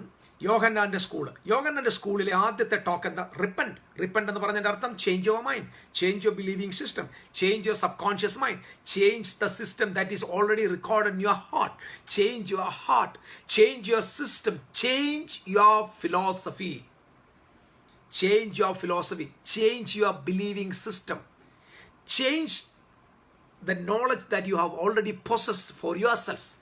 നിങ്ങൾ ആരാണെന്ന് നിങ്ങൾ പഠിച്ചിരിക്കുന്ന നിങ്ങളെക്കുറിച്ചുള്ള പഠനത്തിൻ്റെ ആ ചിന്തകൾ മാറ്റിക്കോ, ചേഞ്ച് ചെയ്തോ എന്നാണ് യേശു പഠിപ്പിച്ചത്, എന്നാണ് യോഹന്നാൻ പ്രസംഗിക്കുന്നത്. അപ്പം അത് മാറാതെ രാജ്യം അർത്ഥമില്ല. രാജ്യം എത്ര പ്രസംഗിച്ചാലും കേൾക്കാൻ രസമാണ്, പക്ഷെ കിങ്ഡത്തിൻ്റെ ഒറിജിനാലിറ്റിയിലേക്ക് നാം പ്രവേശിക്കണമെങ്കിൽ ആദ്യം നമ്മൾ അറിയേണ്ടത് നമ്മുടെ ബിലീവിങ് സിസ്റ്റം മാറുകയാണ്. അതുകൊണ്ടാണ് യോഹന്നാൻ പ്രസംഗിച്ചത്, റിപ്പന്റ്, ചേഞ്ച് യുവർ മൈൻഡ്. നിങ്ങൾക്കറിയാമോ, യേശു ക്രിസ്തുവിൻ്റെ കസിൻ ബ്രദറാണ് യോഹന്നാൻ. അതായത് മറിയയുടെ ചാർച്ചക്കാരിയാണ് എലിസബത്ത്. എലിസബത്തും യേശു ക്രിസ്തുവിൻ്റെ അമ്മയായ മറിയയും ഒരുമിച്ച് മലനാട്ടിൽ താമസിച്ചിരുന്നു കുറേ നാളുകൾ. യേശു ക്രിസ്തുവിൻ്റെ അമ്മയായ മറിയയുടെ ഉദരത്തിലിരിക്കുന്ന യേശു അങ്ങ് എലിസബത്തിൻ്റെ ഉദരത്തിലിരുന്ന യോഹന്നാനെ ചലിപ്പിക്കുകയാണ്. നമുക്കറിയാം, പിള്ള ഉള്ളിൽ തുള്ളുന്നതായിട്ട് കാണാൻ പറ്റും. ക്രിസ്തുവിനെ കണ്ട യോഹന്നാൻ എവിടെ വെച്ച്? ഉദരത്തിൽ വെച്ച് കണ്ട് റെസ്പോണ്ട് ചെയ്യുന്നുണ്ട്. പലരും പറയാറുണ്ട്, അവിടെ വെച്ച് തന്നെ അവൻ ആത്മാവിൽ നിറഞ്ഞവനായി. അങ്ങനെയാണ് പുറത്തേക്ക് വരുന്നത്. പുറത്തു വന്ന് യേശു ക്രിസ്തുവിനേക്കാൾ ഏറ്റവും വയസ്സ് കൂടുതൽ, 6 മാസം പ്രായം കൂടുതലുണ്ട്. ഇദ്ദേഹം മരുഭൂമിയിലാണ് പ്രസംഗിക്കുന്നത്. അത് വലിയൊരു വിഷയമാണ്. അദ്ദേഹം ഏത് മരുഭൂമിയിൽ താമസിച്ചു, എന്താണ് ഇതിൻ്റെ കാരണം എന്നൊക്കെ ഒത്തിരി കാര്യങ്ങളുടെ ഭാഗത്തേക്ക് ഞാൻ പോകുന്നില്ല. ഈ മരുഭൂമിയിൽ താൻ താമസിക്കുമ്പോൾ ഇദ്ദേഹത്തിന് മരുഭൂമിയിൽ വെച്ചാണ് ദൈവത്തിൻ്റെ ആലോചന ലഭിക്കുന്നത്. കാരണം ഇദ്ദേഹം ഒരു പുരോഹിത കുടുംബമാണ്. ഇദ്ദേഹം ലേവ്യ ഗോത്രത്തിൽപ്പെട്ടവനാണ്. സത്യത്തിൽ സക്കറിയാവിൻ്റെ കാലത്തിൻ്റെ ശേഷം, അബിയാക്കൂറിൻ്റെ ക്രമപ്രകാരം സക്കറിയാവിൻ്റെ കാലശേഷം യെരൂശലേം ദൈവാലയത്തിൻ്റെ അകത്ത് ശുശ്രൂഷ ചെയ്യേണ്ടയാൾ, അബിയാക്കൂറിൻ്റെ ക്രമപ്രകാരം അതിപരിശുദ്ധ സ്ഥലത്ത് ശുശ്രൂഷ ചെയ്യേണ്ട, മഹാപുരോഹിതനായി പുരോഹിതൻ്റെ ശുശ്രൂഷ നിർവഹിക്കേണ്ട ശ്രേഷ്ഠനായ പുരോഹിതനായിട്ട് വരേണ്ട ആളവനെ യെരൂശലേം ദൈവാലയത്തിൽ നിന്ന് എവിടെ കൊണ്ടുപോയി? മരുഭൂമിയിൽ കൊണ്ടുപോയി. എനിക്ക് ഏറ്റവും ഇഷ്ടമുള്ളൊരു വാചകം ബൈബിളുണ്ട്. അത് നിങ്ങൾ പലപ്പോഴും ഞാൻ ചിന്തിക്കാറുള്ളൊരു കാര്യം, ഈ ലൂക്കോസിന് 3-ാമത്, ഇത് ശ്രദ്ധിക്കണം നിങ്ങൾ ബൈബിളിലെ അഭാവം നോക്കണം. 3:1 ഇങ്ങനെയാണ്: തിബരിയാസ് കൈസറുടെ വാഴ്ചയുടെ 15-ാം ആണ്ടിൽ, തിബരിയാസ് റോമിൻ്റെ കൈസർ, അദ്ദേഹത്തിൻ്റെ വാഴ്ചയുടെ 15-ാം ആണ്ടിൽ പൊന്തിയോസ് പീലാത്തോസ് യഹൂദ വാഴുമ്പോൾ, കേൾക്കണേ, റോമിൻ്റെ ചക്രവർത്തിയായിട്ട് തിബരിയാസ് കൈസർ, ആ റോമിൻ്റെ ഗവർണറായിട്ട് യഹൂദ നാട് പൊന്തിയോസ് പീലാത്തോസ് വാഴുമ്പോൾ, ഹെരോദാവ് ഈ റോമുമായിട്ട് സഹകരിച്ച് ഗലീലയിലും അവൻ്റെ സഹോദരനായ ഫിലിപ്പോസ് ഇതൂരിയ ത്രിക്കോനിത്തി ദേശത്തിലും ലുസിയാനസ് അബിലേനയിലും, ലുസിയാനസ് എന്ന് പറയുന്നവൻ അബിലേനയിലും, നോക്കണം, ഇതെല്ലാം പാസ്റ്റർമാരും പുരോഹിതന്മാരും അച്ഛന്മാരും തിരുമേനിമാരും അല്ല, പുരോഹിതന്മാരും അല്ല. ശ്രദ്ധിക്കണം, ഇടപ്രഭുക്കന്മാരായ ഹന്നാവും കയ്യഫാവും മഹാപുരോഹിതന്മാരുമായും ഇരിക്കുന്ന കാലം, ഒരു കാലം പറയുക. ആ കാലത്തിൽ മെജോറിറ്റി 80% റോമൻ ഗവർണേഴ്സും ഹെറോദിയൻ ഗവർണേഴ്സും റോമൻ ചക്രവർത്തിയും ഒക്കെ വാഴുന്ന കാലം. അപ്പം ആ ഒരു പൊളിറ്റിക്കൽ എറയാണ് പറഞ്ഞിരിക്കുന്നത്, ഒരു പൊളിറ്റിക്കൽ എറ. അതായത് ഒരു ഭരണം, ഒരു മതത്തിൻ്റെ കാലമല്ല, ഇന്ന ഉത്സവത്തിൻ്റെ കാലത്ത് നിന്നും ഇന്ന പെരുന്നാളിൻ്റെ കാലത്തു നിന്നും അല്ല പറഞ്ഞേക്കുന്നത്. ഇന്നയാൾ വാഴുന്ന കാലത്ത്, ഇന്നയാൾ ഭരിക്കുന്ന കാലത്ത്, ഇന്നയാൾ ഇന്ന സ്ഥലത്ത് ഭരിക്കുന്ന കാലഘട്ടം. സോ കണക്ഷൻ നോക്കിയേ, ഒരു പ്രൊഫറ്റ് ഇന്ന പുരോഹിതൻ പള്ളിയിൽ ശുശ്രൂഷ ചെയ്യുന്ന സമയത്ത് ഇന്ന പാസ്റ്റർ ഇന്ന സ്ഥലത്ത് വേല ചെയ്യുന്ന കാലത്തൊന്നും അല്ല പറഞ്ഞേക്കുന്നത്. സെക്യുലർ വേൾഡില് കിങ്ങിനെയും അവിടുത്തെ ഗവർണേഴ്സിനെയും രാജാക്കന്മാരുടെയും ഒക്കെ ഒരു കാലഘട്ടം അവരെ കോണ്ടംപററി ആയിട്ട് വെച്ചേക്കുക. അവരുടെ കാലഘട്ടത്തിൽ ഇത് നിങ്ങൾ ശ്രദ്ധിക്കണം, ഇന്ന ആള് ഇന്ന സ്ഥലത്ത് ഭരിക്കുന്നു, ഇന്ന ആൾ ഇന്ന സ്ഥലത്ത് ഭരിക്കുന്നു. ഈ കാലത്ത് അതാണ് നമ്മൾ അതാണ് ശ്രദ്ധിക്കണം, ആ ടൈം നോക്കണം. ദൈവത്തിന് പരിശുദ്ധാത്മ എഴുതുമ്പോൾ പുരോഹിതനായ സക്കറിയാവിൻ്റെ അടുത്ത് ശുശ്രൂഷിക്കുന്ന കാലത്തൊന്നും അല്ല എഴുതിയേക്കുന്നത്. അതേസമയം ഇടപ്രഭുക്കന്മാരായി ഈ ഗവൺമെന്റിനോട് ചേർന്ന് പുരോഹിതന്റെ വേഷം ധരിച്ചിരിക്കുന്ന കയ്യഫാവും ഹന്നാവും, 2 പുരോഹിതന്മാർ ഒരിക്കലും ഒരു രാജ്യത്തും ഇസ്രായേൽ ഉണ്ടാകത്തില്ല. ഒരു പുരോഹിതൻ മാത്രം, ഒരു മഹാപുരോഹിതൻ മാത്രമേ ഉള്ളൂ. ഇത് ഇസ്രായേലിന് വേണ്ടിയുള്ള ഒരു പുരോഹിതനും റോമാക്കാരെ പ്രസാദിപ്പിക്കുന്ന വേറൊരു 2 പുരോഹിതന്മാരാണ്. ഈ പുരോഹിതന്മാരുടെ കാലഘട്ടം ഭരണം നടക്കുന്ന കാലഘട്ടം, പ്രാർത്ഥന നടക്കുന്ന കാലഘട്ടമല്ല, ഭരണം നടക്കുന്ന കാലഘട്ടം, റൂളിംഗ് നടക്കുന്ന കാലഘട്ടത്തിൽ സെക്കറിയാവിന്റെ മകനായ യോഹന്നാന് മരുഭൂമിയിൽ വെച്ച് അരുളപ്പാടുണ്ടായി. ഇതാണ് പ്രധാനമായിട്ടൊരു അറിയുന്നത്. അരുളപ്പാട് എന്തിനെ കുറിച്ചുണ്ടായി? എടാ, ഈ പ്രഭുക്കന്മാരും ഈ ചക്രവർത്തിയും ഈ കൈസറും ഈ പുരോഹിതനും ഒക്കെ വാഴ്ച നടത്തുന്ന കാലഘട്ടത്തിൽ മരുഭൂമിയിലിരുന്ന യോഹന്നാന് ദൈവത്തിന്റെ അരുളപ്പാടുണ്ടായി. എന്താണ് അരുളപ്പാട്? The kingdom of God is arrived. ഇതാണ് പ്രശ്നം. പ്രാർത്ഥിക്കുന്ന പള്ളിക്കാരന്റെ പള്ളി മാറ്റാൻ പുതിയ പള്ളി വരുന്നു എന്നല്ല. യെരൂശലേമിന്റെ ആലയത്തിന് പകരം പുതിയ പള്ളി വരാൻ പോകുന്നതല്ല. യഹൂദ മതത്തിന് പകരം ക്രിസ്തീയ മതം വരുന്നെന്നല്ല. റോം എന്ന് പറയുന്ന സാമ്രാജ്യം ഭൂമിയിൽ കോളനൈസേഷൻ നടത്തുന്ന കാലഘട്ടത്തിൽ, അതാണ് അതിന്റെ പ്രധാന വിഷയം. കോളനൈസേഷൻ ചെയ്യുക, അതായത് ഇൻവേഡ് ചെയ്യുക. റോം മാത്രമാണ് ലോകത്തിലെ എല്ലാ സാമ്രാജ്യങ്ങളും മറ്റൊരു രാജ്യത്തെ ആക്രമിച്ച് അവരുടെ സമ്പത്ത് കൊള്ളയടിച്ച ജനത്തെ അടിമയാക്കി കൊണ്ടുപോകുന്ന നടപടി മാത്രമാണ്. എന്നാൽ കാലത്തിന്റെ സമ്പൂർണത, കൃത്യസമയം ഒന്നും, എന്തിന്റെ സമയമാണ്? ലോകത്തിൽ ഒരു സാമ്രാജ്യം ചെയ്യാത്ത കാര്യമാണ് റോം ചെയ്തത്. റോം ഒരിക്കലും പോയി ആ ജനത്തെ തങ്ങളിലേക്ക് കൊണ്ടുപോകുന്നതിന് പകരം റോം എന്ന സാമ്രാജ്യത്തെ അവർ പോയ രാജ്യങ്ങളിലെല്ലാം കൊണ്ടുപോയി. അവർ പോയ സ്ഥലങ്ങളിലെല്ലാം റോമിനെ കൊണ്ടുപോയി. റോമിൻ്റെ ഭാഷയും റോമിൻ്റെ സംസ്കാരവും റോമിൻ്റെ ഫിലോസഫിയും റോമിൻ്റെ അധികാരവും അവർ പോയ സ്ഥലങ്ങളിലെല്ലാം കൊണ്ടുപോയി. ആ കാലത്ത് ദൈവം വരിക. ആ കാലത്ത്, അപ്പം റോം ഇൻവേഡ് ചെയ്യുന്ന കാലത്ത്, റോം കൊളനൈസേഷൻ ചെയ്യുന്ന കാലത്ത് ദൈവത്തിൻ്റെ ദൂത്, അപ്പം നോക്കണം, ആ ദൂത് കിട്ടിയ ടൈമാണ് ഞാൻ നിങ്ങളോട് പറയുന്നത്. ദൂത് കിട്ടിയ time. The kingdom of God is at hand. The kingdom of എന്ന് പറഞ്ഞാൽ യോഹന്നാൻ പ്രാപിച്ച മെസ്സേജ് യഹൂദ മതത്തിൻ്റെ മെസ്സേജ് അല്ല, ക്രിസ്തീയ മതത്തിൻ്റെ മെസ്സേജ് അല്ല, ലോകത്തിലെ ഒരു റിലീജിയൻ്റെ മെസ്സേജ് അല്ല.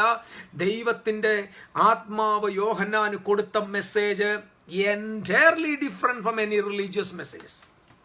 എല്ലാ റിലീജിയസ് ഫിലോസഫിയുടെ അപ്പുറത്തുള്ളൊരു ഹെവൻലി ഫിലോസഫിയാണ് യോഹന്നാന് ദൈവം കൊടുത്തത്. യോഹന്നാന്റെ മെസ്സേജ് അതാണ്. ഈ കാലഘട്ടത്തിൽ നിങ്ങൾ ഇനി ഇരുന്ന് ചിന്തിക്കുക, നിങ്ങൾ ധ്യാനിക്കുക, നിങ്ങൾക്ക് സമയം കിട്ടും, നിങ്ങൾ അത് ചെയ്യുക. ഈ ഫിലോസഫിയില്ല. നിങ്ങൾ നിൽക്കണം, അദ്ദേഹമാണ് അന്നത്തെ ഗുരു. അദ്ദേഹത്തിൻ്റെ അടുത്ത് ധാരാളം ശിഷ്യന്മാരുണ്ട്. റബി ആയിരുന്നു അദ്ദേഹം. ഒരു റബിയെ പോലെ അനേക ശിഷ്യന്മാർ അദ്ദേഹത്തിൻ്റെ കൂടെയുണ്ട്. ആയിരങ്ങൾ അദ്ദേഹത്തിൻ്റെ അടുക്കൽ വരുന്നുണ്ട്. സ്നാനം നടക്കുക. ഇനി സ്നാനം എന്ന വിഷയത്തെ ഒന്ന് തൊടേണ്ടതുണ്ട്. ദൈവരാജ്യമായിട്ട് സ്നാനത്തിന് എന്താ ഘടകം? എന്താണ് ഘടകം? നമുക്കറിയാം, ഓൾഡ് ടെസ്റ്റമെന്റിൽ ഇസ്രായേലിൽ യെരൂശലേമിൽ മിക്വ എന്ന് പറയുന്ന ഒരു കസ്റ്റമുണ്ട്. മിക്വ എന്ന് പറഞ്ഞു കഴിഞ്ഞാൽ സ്നാനം, മുഴുകൽ. അവിടെ യഹൂദന്റെ മതത്തിൽ ചേരാനായിട്ട് സ്നാനമുണ്ട്. അതിനകത്ത് ഒരു വെള്ളം തളിക്കുന്നുണ്ട്, മുക്കുന്നുണ്ട്. നമ്മളിവിടെ വലിയ പ്രശ്നത്തിലാണ്. ക്രിസ്ത്യാനികൾ ഇപ്പോൾ വലിയ പ്രശ്നമാണ്. ഒരു കൂട്ടം ആളുകൾ പറയുന്നു ചൈൽഡ് ബാപ്റ്റിസം ഇസ് ഗുഡ്. മറ്റൊരാളുകൾ പറഞ്ഞു പറ്റത്തില്ല, അത് മുഴുകിയാലേ സ്നാനപ്പെടാൻ പറ്റും. ഞാൻ പറയുന്നു ഇത് രണ്ടും വിശുദ്ധ ബൈബിളിൻ്റെ യോഗ്യമായതല്ല. ഇത് രണ്ടും പിണങ്ങരുത് എന്നോട്. കാരണം ഇത് രണ്ടും എടുത്ത ആളാണ് ഞാൻ. രണ്ടും എനിക്ക് കിട്ടിയിട്ടുണ്ട്, അതൊരു ഭാഗ്യം. എനിക്ക് ചൈൽഡ് ബാപ്റ്റിസവും കിട്ടിയിട്ടുണ്ട്, എനിക്ക് മുഴുകൽ ബാപ്റ്റിസവും കിട്ടിയിട്ടുണ്ട്. ചൈൽഡ് ബാപ്റ്റിസം എൻ്റെ അപ്പച്ചൻ എന്നെ എടുത്തുകൊണ്ട് പള്ളിയിൽ കൊണ്ടുപോയി സൈത്തും മൂറോനും ഒക്കെ തേച്ച് എന്നെ പള്ളിയിൽ വെച്ച് ബാപ്റ്റൈസ് ചെയ്തു. അന്ന് അപ്പച്ചൻ തൻ്റെ പേര് എനിക്കെടുത്തിട്ട് ജോണെന്ന്. എൻ്റെ വലിയപ്പച്ചൻ്റെ പേരില്ല ഞാനിപ്പോഴും അറിയപ്പെടുന്നു. അന്നാണ് നെയിമിങ് നടന്നത്. കുറേ വർഷങ്ങൾ കഴിഞ്ഞപ്പോൾ 1991 മെയ് മാസം 5-ാം തീയതി ഞങ്ങളുടെ പുനരൂരെ കല്ലടയാറ്റിൽ പാസ്റ്റർമാരെന്നെ സ്നാനപ്പെടുത്തി, അല്ലെങ്കിൽ മുഴുകൽ ബാപ്റ്റിസം. ഇത് രണ്ടും ഞാൻ ചെയ്തിട്ടുണ്ട്. രണ്ടും കിട്ടാൻ ഒരു ഭാഗ്യം കിട്ടിയത്, അതൊരു സ്തോത്രം. കാരണം ഇനി ഏതെങ്കിലും ഒന്ന് ശരിയാണെന്ന് എനിക്കറിയാം. എന്തിനാ സ്നാനപ്പെട്ടതെന്നൊന്നും അറിയത്തില്ല, അത് വേറെ കാര്യം. കാരണം ഞാൻ ബൈബിളിൽ മനസ്സിലാക്കുന്നത് സ്നാനം എന്തിനാ. ഇവിടെ ദിസ് എ ഫിലോസഫി, നമ്മുടെ ബിലീവിങ് സിസ്റ്റത്തിലാണ്. നമ്മുടെ ബിലീവിങ് സിസ്റ്റം എന്താണ്? സ്നാനം എന്ന് പറയുമ്പോൾ നമ്മൾ എന്താ നമ്മുടെ ഹാർട്ടിൽ വിചാരിച്ചിരിക്കുന്നത്? സ്വർഗത്തിലേക്ക് പോകണോ, സ്നാനപ്പെടണം.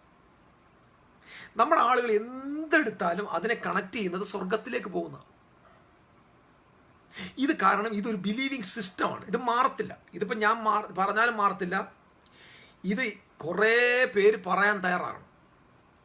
എന്തിനാ ബാപ്റ്റിസം? യേശു സ്നാനപ്പെട്ടു, കുറച്ച് കാലങ്ങൾക്ക് മുമ്പ് ബ്രദർ സുരേഷ് ബാബു ഒക്കെ വലിയ സ്റ്റേജുകളിൽ പ്രസംഗിക്കുന്ന കാലത്ത് അദ്ദേഹം പറഞ്ഞു, ഇവണ്ണം സ്നാനപ്പെടുവിൻ. ഇവണ്ണം എങ്ങനെ? നടന്നു വരണം, നടന്നു വന്ന് വെള്ളത്തിൽ ഇറങ്ങണം, വെള്ളത്തിൽ ഇറങ്ങി മുങ്ങണം, മുങ്ങിയിട്ട് പൊങ്ങണം, പൊങ്ങിയിട്ട് കരയെ പോകണം. ഇതാണ് സ്നാനം. എൻ്റെ പൊന്നു സഹോദരന്മാരെ, യേശുക്രിസ്തുവിൻ്റെ സ്നാനവും യോഹന്നാൻ്റെ സ്നാനവും നമ്മൾ എന്തിനായി ക്രിസ്തീയ സ്നാനവുമായിട്ട് കണക്ട് ചെയ്യുന്നത്? അല്ലെങ്കിൽ ക്രിസ്തീയ സ്നാനവുമായിട്ട് ഇതിനെന്താ ബന്ധം? നമ്മുടെ ബിലീവിങ് സിസ്റ്റം, നമ്മൾ ഞാൻ പറഞ്ഞില്ല, ഈ ഒത്തിരി ആളുകൾ സ്നാനപ്പെട്ടത് നരകത്തിൽ പോകാതിരിക്കാനാണ്. പക്ഷെ വിശുദ്ധ ബൈബിളിൽ അങ്ങനൊരു വാക്യമേ ഇല്ല. ഇപ്പോൾ എടുക്കും മർക്കോസിൻ്റെ സുവിശേഷം 16-ാം അധ്യായത്തിൻ്റെ 15-ാം വാക്യം. വിശ്വസിക്കുകയും സ്നാനമേൽക്കുകയും ചെയ്യുന്നവൻ രക്ഷിക്കപ്പെടും, വിശ്വസിക്കാത്തവൻ ശിക്ഷാവിധിയിൽ അകപ്പെടും.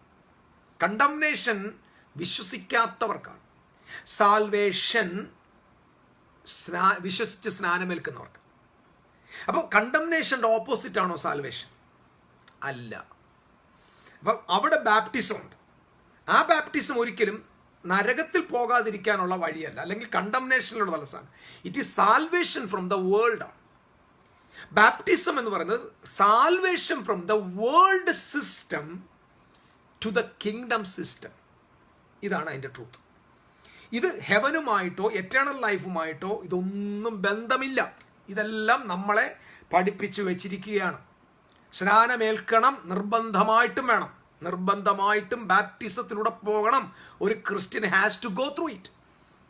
കാരണം ഞാൻ ആ വിഷയത്തെ ഇപ്പം തൽക്കാലം ഒറ്റ പോയിന്റ് പറഞ്ഞ് നിർത്തുകയാണ്. ബാപ്റ്റിസം എന്തിനാണെന്ന് നമ്മൾ അറിയണം. ഇവിടെ യോഹന്നാൻ യോർദാന്റെ അക്കരെ സ്നാനപ്പെടുത്തി. ഇതാണ് നമ്മുടെ പ്രശ്നം. യോർദാന്റെ അക്കരെ ജനങ്ങൾ യോർദാന്റെ അക്കരെ ചെന്നു. യോർദാന്റെ അക്കരെ ചെന്നു. ഞാനിത് പഠിപ്പിക്കാൻ പോയാൽ ഒരുപാട് സമയം എടുക്കും. കാരണം എന്തുകൊണ്ട് യോർദാന്റെ ഇക്കരെ വന്നില്ല? ഇതായത് ഇസ്രായേലിന്റെ നടുവിലൂടെ ഒഴുകുന്ന ഏതനിൽ നിന്ന് താഴോട്ട് ഒഴുകുന്ന നദി എന്നാണ് യോർദാനെ കുറിച്ച് പറയുന്നത്. അപ്പം ആ നദിയുടെ അക്കരെ, അതായത് ഇദ്ദേഹം മരുഭൂമിയിലാണ്. അപ്പം മരുഭൂമി യോർദാന്റെ അക്കരെയാണ്. ആ മരുഭൂമിയിൽ നിന്ന് ഇങ്ങോട്ട് വന്നിട്ട് ആ കരയിലാണ് സ്നാനപ്പെടുന്നത്. എന്തുകൊണ്ടാണ് ആ കരയിൽ സ്നാനം പെട്ടത്? കാരണം ഇദ്ദേഹം സ്നാനമേൽക്കുന്ന സ്ഥലത്തിന്റെ പേര് ബെയ്ത്ത് അരബ എന്നാണ്. ബെയ്ത്ത് അരബ എന്ന് പറയുന്ന സ്ഥലത്തിനൊരു പ്രത്യേകതയുണ്ട്. ബെയ്ത്ത് അരബ എന്ന് പറയുന്ന സ്ഥലത്താണ് നൂറ്റാണ്ടുകൾക്ക് മുമ്പ് ജോഷുവയുടെ നേതൃത്വത്തിൽ ഇസ്രായേൽ മക്കൾ യോർദാൻ കടന്ന സ്ഥലമാണ്. അല്ലെങ്കിൽ യോർദാനിൽ പുരോഹിതന്റെ കാല്, നിയമപ്പെട്ടകത്തെ ചുമക്കുന്ന പുരോഹിതന്റെ കാല് ഉറച്ചു നിന്ന കടവാണ് ബെയ്ത്ത് അരബ എന്ന് പറയുന്നത്. ബെയ്ത്ത് അരബ എന്ന് പറയുന്ന ആ കടവിലാണ് പുരോഹിതന്മാർ നിയമപ്പെട്ടകം ചുമന്നുകൊണ്ട് നിന്ന കാലം. അവിടെയാണ് കനാൻ ദേശത്തേക്ക്, ശ്രദ്ധിക്കണേ, കനാൻ ദേശത്തേക്ക് ജനത്തിന് പ്രവേശനവാതിൽ തുറന്നു കൊടുത്തത്. ഞാൻ പറഞ്ഞ നിങ്ങൾ ശ്രദ്ധിക്കുന്നുണ്ടോ? കനാൻ ദേശം എന്ന് പറയുന്നത് it is a sign of the kingdom of God. ദൈവരാജ്യത്തിന്റെ ഒരു ചിത്രമാണ് കനാൻ. കനാൻ സ്വർഗമല്ല, കനാൻ സ്വർഗരാജ്യമാണ്. പാലും തേനും ഒഴുകുന്ന രാജ്യം. വെക്കാത്ത വീട്, വെട്ടാത്ത കിണർ, നടാത്ത മുന്തിരിത്തോട്ടം, ഒലിവ് വൃക്ഷം, സകല സമൃദ്ധിയും നിറഞ്ഞ സമ്പൽ സമർത്ഥമായ ഭൂമിയാണ് കനാൻ. ആ ദൈവരാജ്യത്തിന്റെ പ്രവേശനം ഇസ്രായേലിന് സാധ്യമായത് ബെയ്ത്ത് അരബ എന്ന് പറയുന്ന ഈ സ്ഥലത്താണ്. ഈ സ്ഥലത്ത് ഒരു പ്രധാന പ്രത്യേകതയുണ്ട്. പുരോഹിതന്മാരുടെ കാൽ ഉറച്ചു നിന്ന സ്ഥലത്ത് 12 കല്ലുകൾ ഇവരെടുത്തിട്ടുണ്ട്. 12 കല്ലുകൾ എടുത്ത് അക്കരയ്ക്ക് ഗിൽഗാലിൽ കൊണ്ട് നാട്ടിയിട്ടുണ്ട്, അവരുടെ നിന്ന ഉരുട്ടിക്കളഞ്ഞ സ്ഥലത്ത്.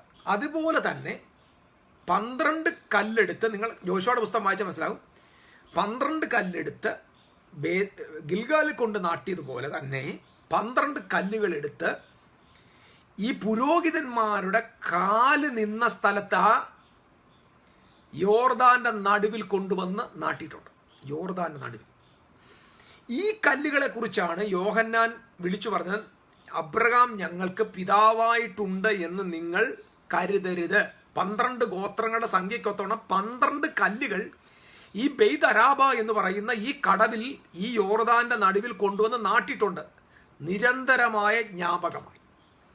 ഈ 12 കല്ലുകൾ 12 ഗോത്രങ്ങളെയാണ് കാണിക്കുന്നത്. അപ്പൊ യോഹന്നാൻ അതുകൊണ്ടാണ് പറഞ്ഞത്, നിങ്ങൾ അബ്രഹാം ഞങ്ങൾക്ക് പിതാവായിട്ടുണ്ടെന്ന് പറഞ്ഞ് അഹങ്കരിക്കേണ്ട.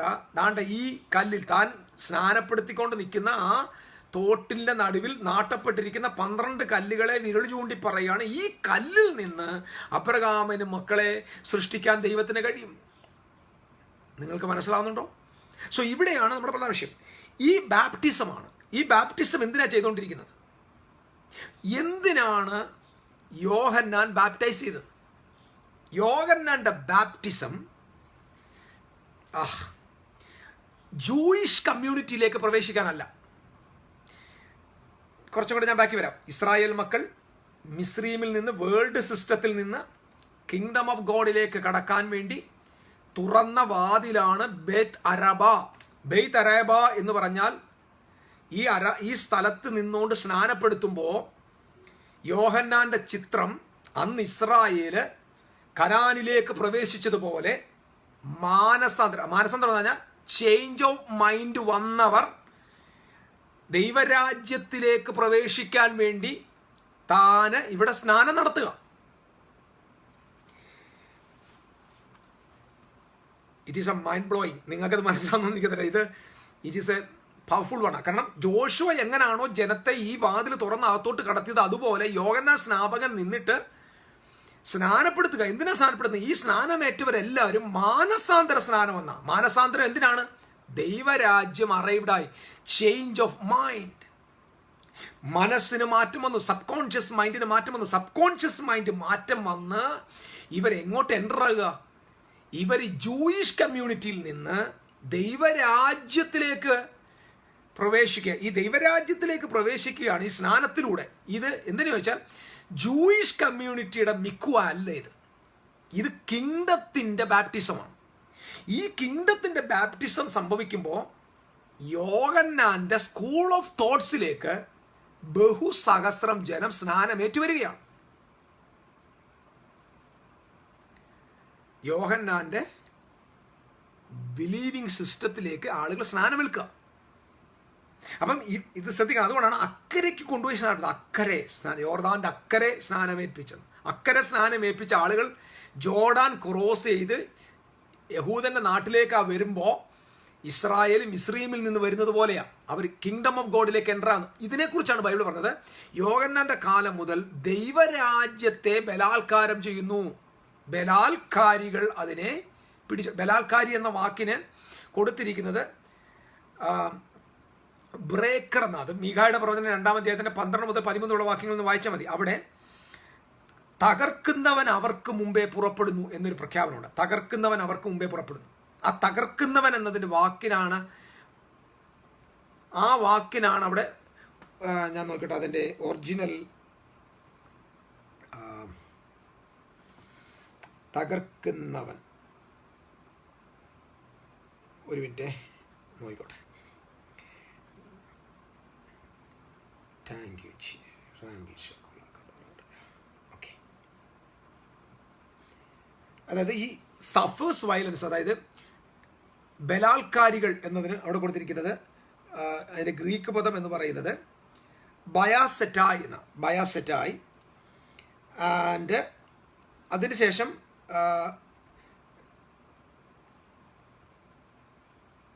അതിൻ്റെ ഹീബ്രു, അതായത് ഈ എന്താ പറയുന്നത്, വയലൻസ്, അതായത് സഫേഴ്സ് വയലൻസ്, അതായത് ബലാത്കാരികൾ എന്നതിന് അവിടെ കൊടുത്തിരിക്കുന്നതിൻ്റെ ഹീബ്രു പൊററ്റ്സ് എന്ന. PORETZ എന്ന.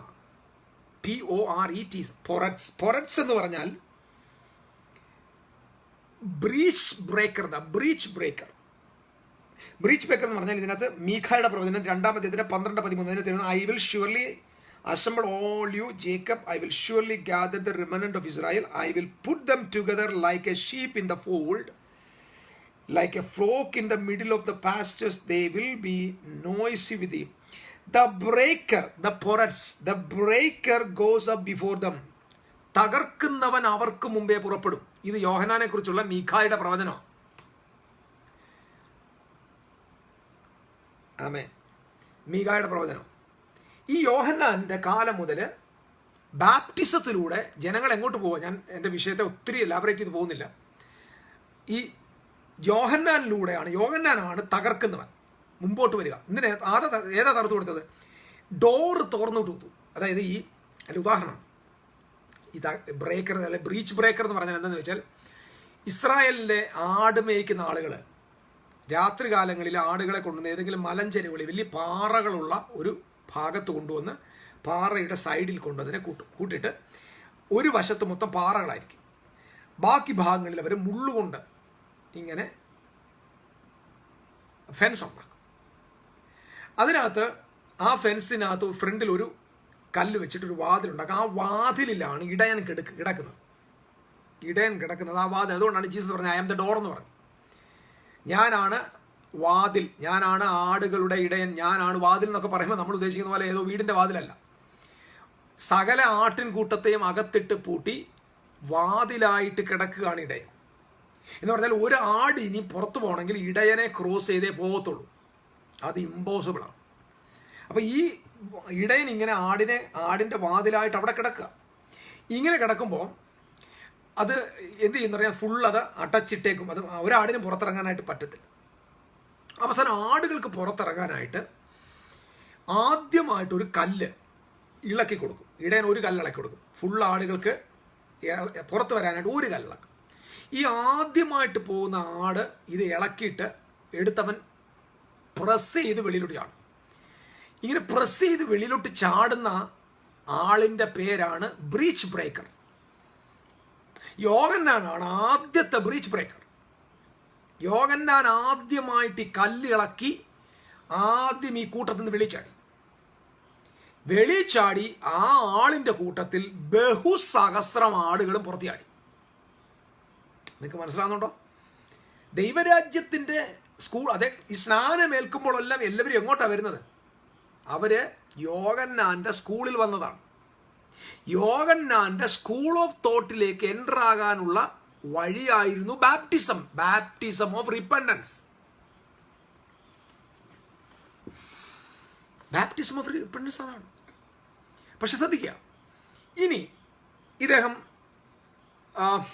തുറന്നു കൊടുത്തു. ഒത്തിരി വിഷയമുണ്ട്, ഞാൻ ഭാഗത്തിൽ പോകുന്നില്ല. കുറച്ച് കഴിഞ്ഞപ്പോൾ കാണാം യേശു കർത്താവ് ഗലീലായിൽ നിന്ന് വരികയാണ്. ആരുടെക്കൽ? സ്നാനമേൽക്കാനായിട്ട് വരും. അപ്പോൾ സ്നാനമേൽക്കുവാനെ യേശു ഇറങ്ങി വരുന്നു. നിങ്ങൾ ശ്രദ്ധിക്കണം, ഇപ്പം ഓൾറെഡി അവിടെ ഒരു സ്കൂൾ ഓഫ് തോട്ട്സ് ഉണ്ട്. അതായത് ആ സ്കൂൾ ഓഫ് തോട്ട്സ് എന്ന് പറയുന്നത് യോഹന്നാൻ്റെ സ്കൂളാണ്. ആ സ്കൂളിൻ്റെ ചിന്ത എന്താണ്? മാൻഡേറ്റ് എന്താണ്? ഫിലോസഫി എന്താണ്? Repent, change your mind, change your heart, the kingdom of God arrived. ഇതാണ് അവരുടെ സ്കൂൾ. ഇത് പുരോഹിതൻ പ്രസംഗിച്ചിട്ടില്ല, കയ്യഫാവ് പറഞ്ഞിട്ടില്ല, പരീക്ഷ പഠിച്ചിട്ടില്ല, ശാസ്ത്രി കുറിച്ചിട്ടില്ല. ഒരുത്തൻ്റെ വായി വന്നിട്ടില്ല ഈ മെസ്സേജ്. ഒരു വലിയ ഡിഫറെൻ്റ് മെസ്സേജുമായിട്ടാണ് പുള്ളി വന്നേക്കുന്നത്. Change your mind, the kingdom of God is arrived. This is the whole school of thought. This is the philosophy of John the Baptist. So he baptized the people to the school of thoughts. ജനങ്ങൾ സ്നാനപ്പെട്ടത് സ്വർഗത്തിൽ പോകാൻ വേണ്ടിയല്ല, ദൈവരാജ്യത്തെ present ചെയ്തിട്ട് baptism കൊടുക്കുക. എന്തിനാ? ഓരോ ആളും baptism is A ഡിസൈപ്പിൾഷിപ്പാണ്. ഇത് മനസ്സിലാക്കണം. ബാപ്റ്റിസം കൊണ്ട് ഒരാൾ ശിഷ്യത്വത്തിലേക്കാണ് പ്രവേശിക്കുന്നത്, സ്വർഗത്തിലേക്കല്ല പ്രവേശിക്കുന്നത്. യോഹന്നാൻ്റെ ശിഷ്യത്വത്തിലേക്ക് പ്രവേശിക്കും എന്ന് പറഞ്ഞാൽ യോഹന്നാൻ്റെ സ്കൂൾ ഓഫ് തോട്ട്സിലേക്ക് ജനങ്ങൾ ഓടിയെത്തി സ്നാനമേൽക്കും. ഇങ്ങനെ ഇരിക്കുമ്പോഴാണ് നമ്മൾ പറഞ്ഞാൽ കർത്താവായ യേശു വരും. കർത്താവായ യേശു വന്നിട്ട് വെള്ളത്തിൽ ഇറങ്ങി എന്നിട്ട് പറയാം എന്നെ കൂടെ സ്നാനപ്പെടുത്തണം. അപ്പം പുള്ളി പറയാ അയ്യോ പറഞ്ഞില്ല, നിന്നാൽ സ്നാനമേൽക്കാൻ ഞാൻ എന്ന് പറഞ്ഞാൽ നിന്റെ സ്കൂളിൽ കയറാൻ ഞാൻ ആഗ്രഹിക്കുന്നത്. ഞാൻ നിങ്ങൾക്ക് മനസ്സിലാക്കുന്ന ഭാഷ പറയാം. നിന്റെ സ്കൂളിൽ, നിന്റെ ഫിലോസഫിയിൽ, നിന്റെ ബിലീവിങ് സിസ്റ്റത്തിൽ പോകാൻ ഞാൻ ആഗ്രഹിക്കുന്നു. നീ എന്തിനാ എൻ്റെ സ്കൂളിൽ വരുന്നതെന്നാ. ഞാൻ നേരത്തെ പറഞ്ഞു, baptism is not the matter of heaven or hell. These are the foolish doctrines among Christians. Foolish doctrines. The trapped wise man living under this yoke. Baptism എന്ന് പറയുന്നത് ഡിസൈപ്പിൾഷിപ്പാണ്.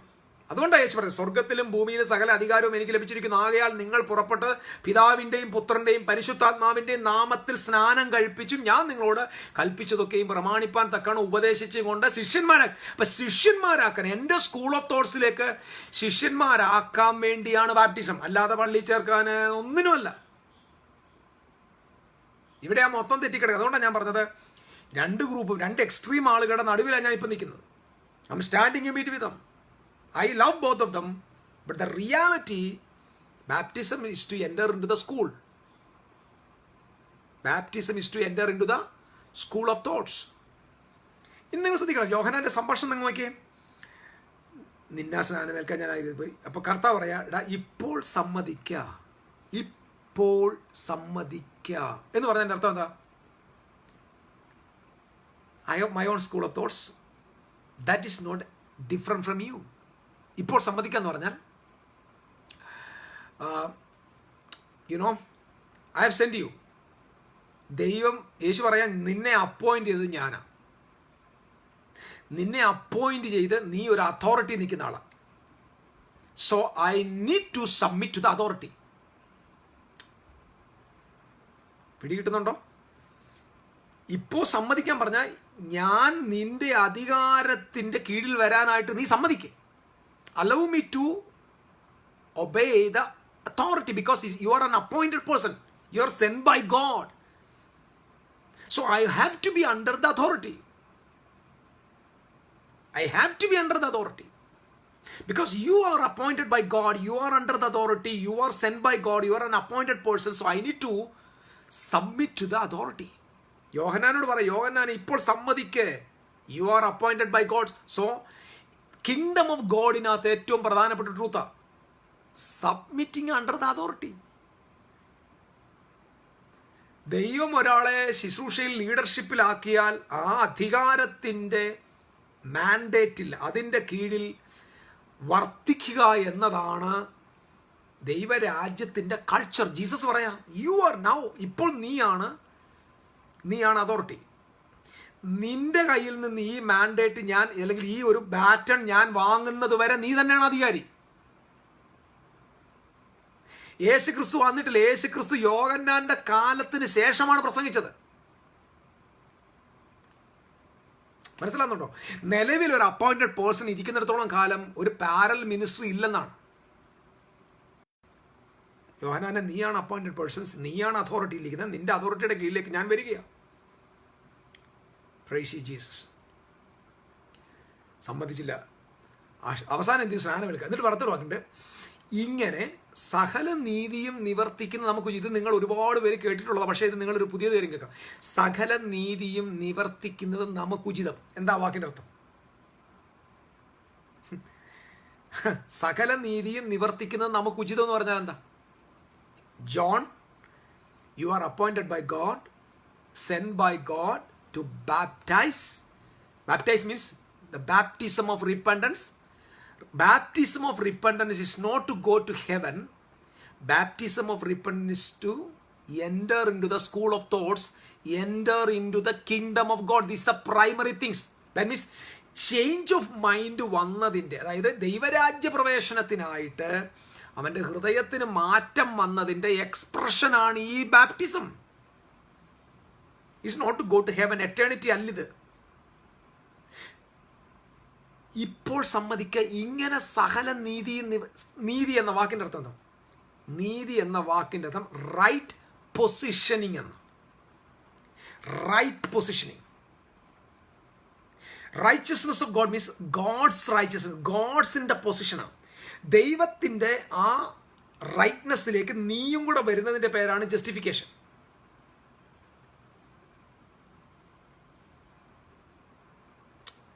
കുറച്ച് ശ്രദ്ധിക്കണേ. ഇങ്ങനെ സകല നീതിയും നിവർത്തിക്കുന്ന നമുക്ക് ഉചിതം എന്ന് പറഞ്ഞാൽ എൻ്റെ അർത്ഥം എന്താ? John, baptize me, I want to come to your school because your school is preaching about the repentance and the kingdom of God. So I need to join your school. Jesus പറയും, എനിക്ക് നിൻ്റെ സ്കൂളിൽ join ആകണം. ഇപ്പം സമ്മതിക്ക് എന്ന് പറഞ്ഞാൽ ഇത് സകല നീതിയുമാണ്. അതായത് ഇത് ഇസ് എ റൈറ്റ് പൊസിഷനിങ് ആണ്. റൈറ്റ് പൊസിഷൻ എന്ന് പറഞ്ഞാൽ എന്താ? നീ പറയുന്ന മെസ്സേജും ഞാൻ പറയുന്ന മെസ്സേജും രണ്ടല്ലെന്ന് ലോകമറിയണം.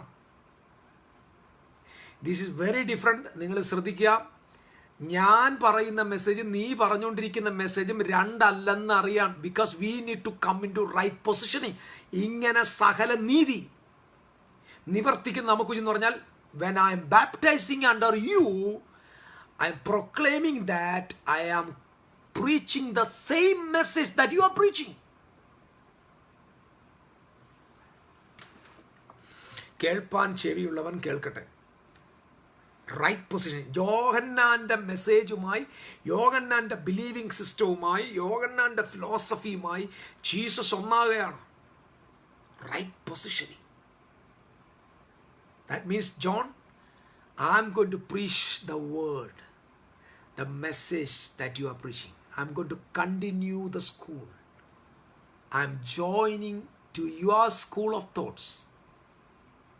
യോഹന്നാൻ സ്നാപകനോട് പറയുക, നിന്റെ സ്കൂൾ ഓഫ് തോട്ട്സിലേക്ക് ഞാനും കൂടെ പ്രവേശിക്കുകയാണ്. ആമേൻ. ജീസസ് ക്രൈസ്റ്റ് എങ്ങനായി? ജോണിൻ്റെ സ്കൂളിലായി. ജോൺ ദ ബാപ്റ്റിസ്റ്റിൻ്റെ സ്കൂളിലാണ് ജീസസ് ഇപ്പോൾ. കാരണം ജോൺ ദ ബാപ്റ്റിസ്റ്റിൻ്റെ മാനസാന്തര സ്നാനം യേശു സ്വീകരിക്കുക. ആ ബാപ്റ്റിസം കൊണ്ട് യേശു പറഞ്ഞു, ഐ ഹാവ് ഓൾസോ, എൻ്റെ ഹാർട്ടും കിങ്ഡം ഹാർട്ടാണ്. So I want to be disciple of you. Right positioning. Your thoughts and my thoughts are both are one. Your preaching and my preaching both are one. നിന്റെ ലക്ഷ്യവും എൻ്റെ ലക്ഷ്യവും same ആണ്. The world has to know that we are one in message, one in the mission. That's why Jesus took the baptism of John the Baptist. Hallelujah. തീർന്നില്ല. സ്നാനമേറ്റു. The Bible says, Matthew chapter 4 verse 17. യോഹന്നാൻ്റെ ഇങ്ങനെയാണ് എഴുതി വെച്ചേക്കുന്നത്. ഞാൻ വായിക്കാം. അന്നു മുതൽ യേശു യോഹന്നാൻ തടവിലായി എന്നറിഞ്ഞ നിമിഷം. ശ്രദ്ധിക്കണേ, യോഹന്നാൻ്റെ പ്രസംഗമല്ല. യോഹന്നാൻ പ്രസംഗിച്ചപ്പോൾ യേശു പ്രസംഗിച്ചിട്ടില്ല. ഇത് ഇമ്പോർട്ടൻ്റ് ആണ്. കാരണം ഇതാണ് ഡിസൈപ്പിൾ എന്ന് പറഞ്ഞത്. ഇന്ന് ഞാൻ പറഞ്ഞല്ലോ, I am just openly telling, as A leader of A group, we want the people, we want the disciples, we want the people, those who are preaching the same message. അങ്ങനെ ഉള്ളവരാണ് നമുക്ക് വേണം. അല്ലാത്തവനെ കൂടെ നിർത്തുകയും ചെയ്യരുത്. എന്നെ ഏതെങ്കിലും കർത്താവിൻ്റെ വേലക്കാർ ശ്രദ്ധിക്കുന്നെങ്കിൽ കേട്ടോ, നിങ്ങൾ പഠിപ്പിക്കുന്നവരെ മാത്രമേ കൂടെ നിർത്താവൂ. അല്ലാത്ത ഒരെണ്ണത്തെ നിങ്ങളുടെ അയൽപക്കത്ത് കയറ്റരുത്.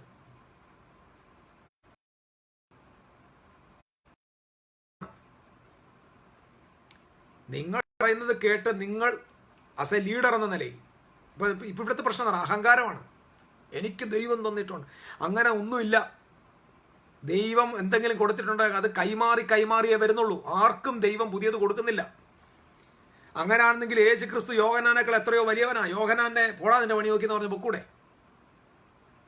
അവൻ എൻ്റെ കസിൻ ബ്രദറാണ്, എനിക്ക് പുള്ളി അറിയാം. ഞാനും പെണ്ണും പുള്ളിയും കൂടെ ആണ് ഒരുമിച്ച് ഇങ്ങനെ വട്ട് കളിച്ചായിരുന്നൊക്കെ പറഞ്ഞൂടെ?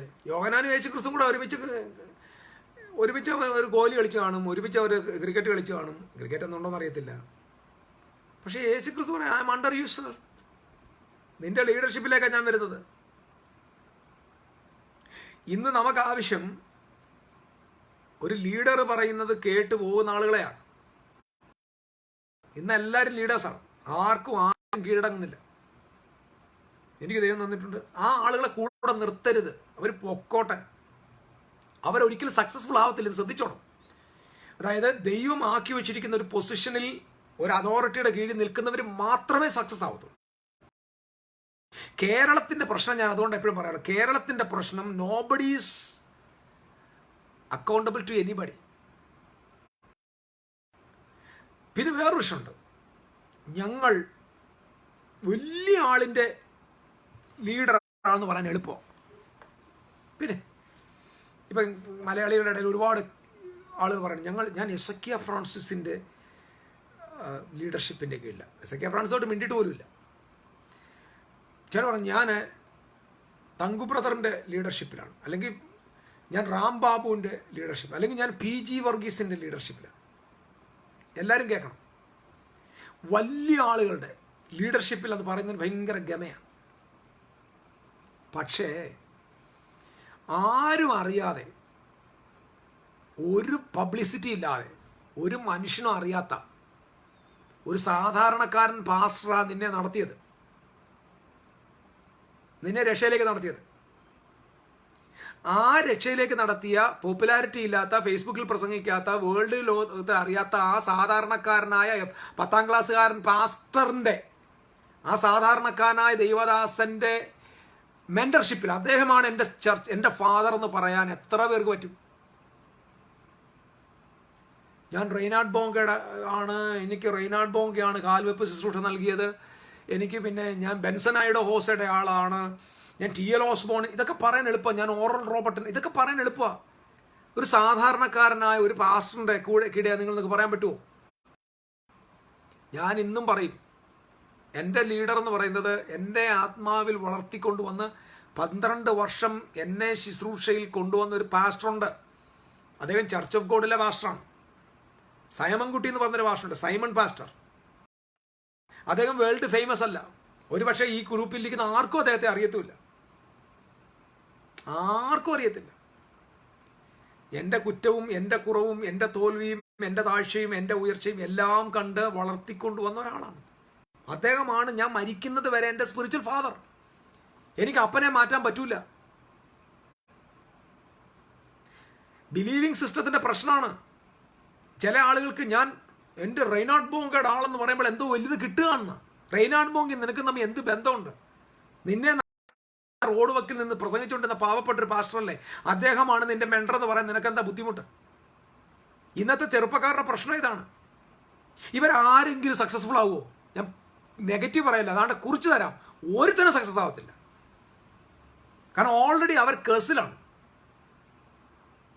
കാരണം ദൈവരാജ്യത്തിൻ്റെ മാൻഡേറ്റ് എന്ന് പറയുന്നത്, ദൈവരാജ്യത്തിൻ്റെ സിസ്റ്റം എന്ന് പറയുന്നത് ഒരു അതോറിറ്റിയുടെ അണ്ടറിൽ വരിക എന്നുള്ളതാണ്. അതിന് ഹൃദയമാദ്യം മാറണം, മനസ്സ് മാറണം. മനസ്സ് മാറിയവർക്കേ അത് പറ്റത്തുള്ളൂ.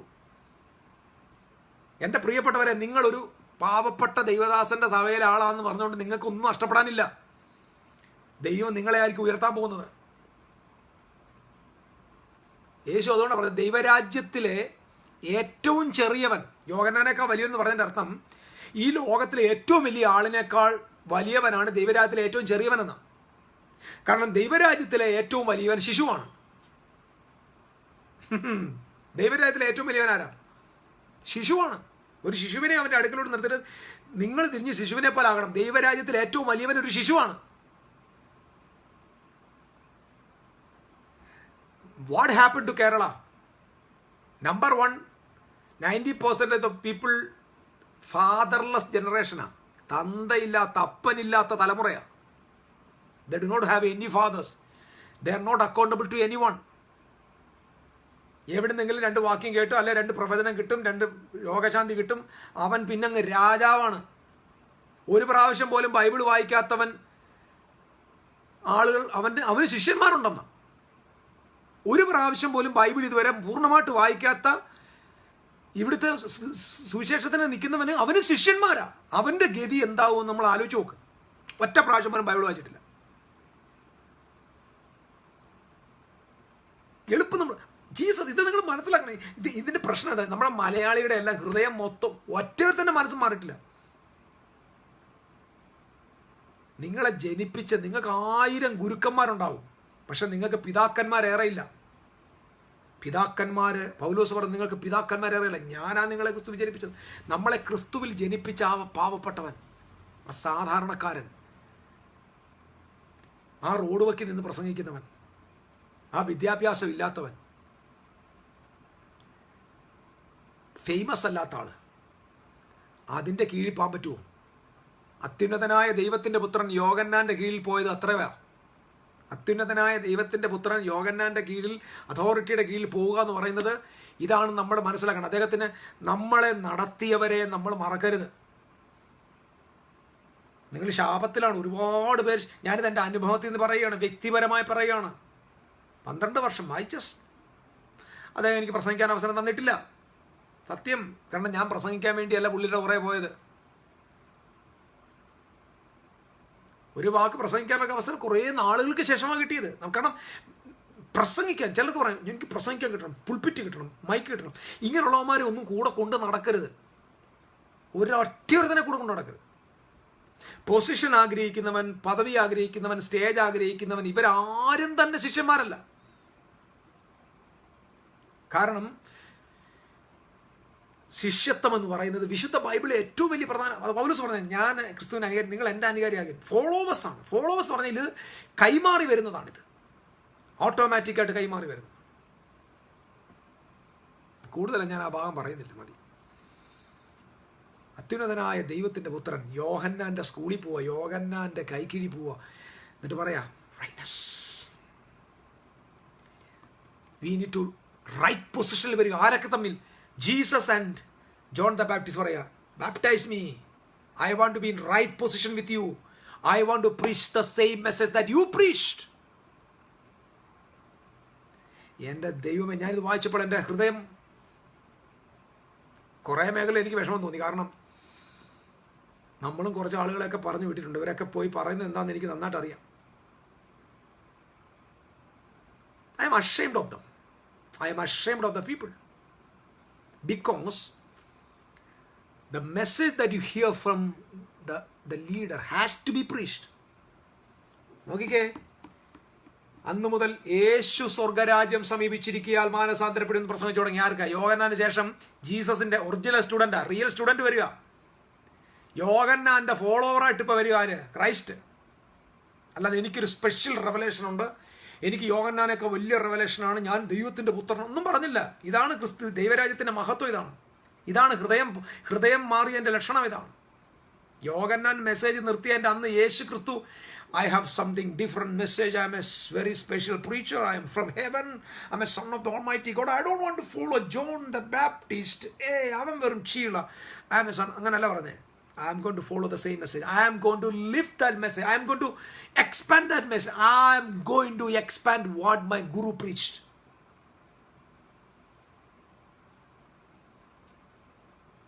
The Bible says he preached the same message. Repent, the kingdom of God arrived. ആരെന്നറിയാമോ? കിങ്ഡം ഓഫ് ഗോഡ് തോളി ചുമന്നുകൊണ്ട് വന്ന ആള് പറയുകയാണ്, ഞാൻ ആ കൊണ്ടുവന്നൊന്നും പറഞ്ഞില്ല. യോൺ ദ ബാപ്റ്റിസ്റ്റ് പ്രസംഗിച്ച അതേ മെസ്സേജ് ആവർത്തിക്കുക. ഡിറ്റോ പ്രസംഗരെ നമുക്ക് ആവശ്യമുള്ളത്. ഒരു ട്രൂത്ത് കേട്ടാൽ അത് അങ്ങനെ തന്നെ പ്രസംഗിക്കാൻ നിങ്ങൾക്ക് അവകാശമുണ്ട്. അങ്ങനെ തന്നെ പ്രസംഗിക്കണം. അങ്ങനെ തന്നെ പ്രസംഗിക്കണം. ധൈര്യമായിട്ട് പ്രസംഗിക്കണം. എന്നോട് പല ആളുകളും എനിക്ക് ടെലിഫോണിൽ വിളിച്ച് ചോദിക്കാറുണ്ട്, അച്ഛാ ഞാൻ ആ പ്രസംഗം കോപ്പി അടിക്കാൻ പോവുക. ഞാൻ പറയും, മോനെ ധൈര്യമായിട്ട് കോപ്പി അടിച്ചോ, അത് നിനക്ക് ദൈവം തന്നെയാന്ന് പറഞ്ഞ് തന്നെ പ്രസംഗിച്ചു. ധൈര്യമായിട്ട് പല ആളുകൾ വിളിക്കാറുണ്ട്. ധൈര്യമായിട്ട് കോപ്പി അടിച്ചോളാൻ പറയും, ധൈര്യമായിട്ട് പ്രസംഗിച്ചോളാൻ പറയും. ജോൺ ലോറൻസ് പറഞ്ഞത് പറയുകയേ വേണ്ട. കാരണം മെസ്സേജ് എൻ്റെതൊന്നുമല്ല, ഇത് സർവശക്തൻ്റെ മെസ്സേജാണ്. നിനക്ക് ദൈവം തന്നെയാ, നീ പ്രാർത്ഥിച്ചപ്പോൾ വാങ്ങിച്ചാ. കഴിഞ്ഞ ദിവസം ഞാൻ ദിവസം ഇരുന്നപ്പോൾ 10 മണിക്കൂർ പ്രാർത്ഥിച്ചപ്പോൾ കിട്ടിയെന്നങ്ങ് പറഞ്ഞു, ധൈര്യമായിട്ട് പറഞ്ഞു, നോ പ്രോബ്ലം. നമുക്ക് ആർക്ക് വേണം ക്രെഡിറ്റ്? ആർക്കാ പ്രസംഗം വേണ്ടത്? ഞാൻ പ്രസംഗം തരാം. ആർക്കെങ്കിലും പ്രസംഗം വേണമെങ്കിൽ എത്ര പ്രസംഗം വേണം?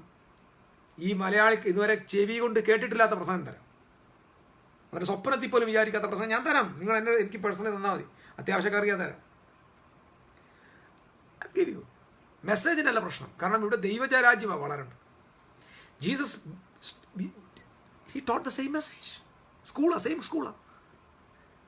Same school of thought. Jesus എന്ന് പറഞ്ഞു, repent, the kingdom of God arrived. Same message.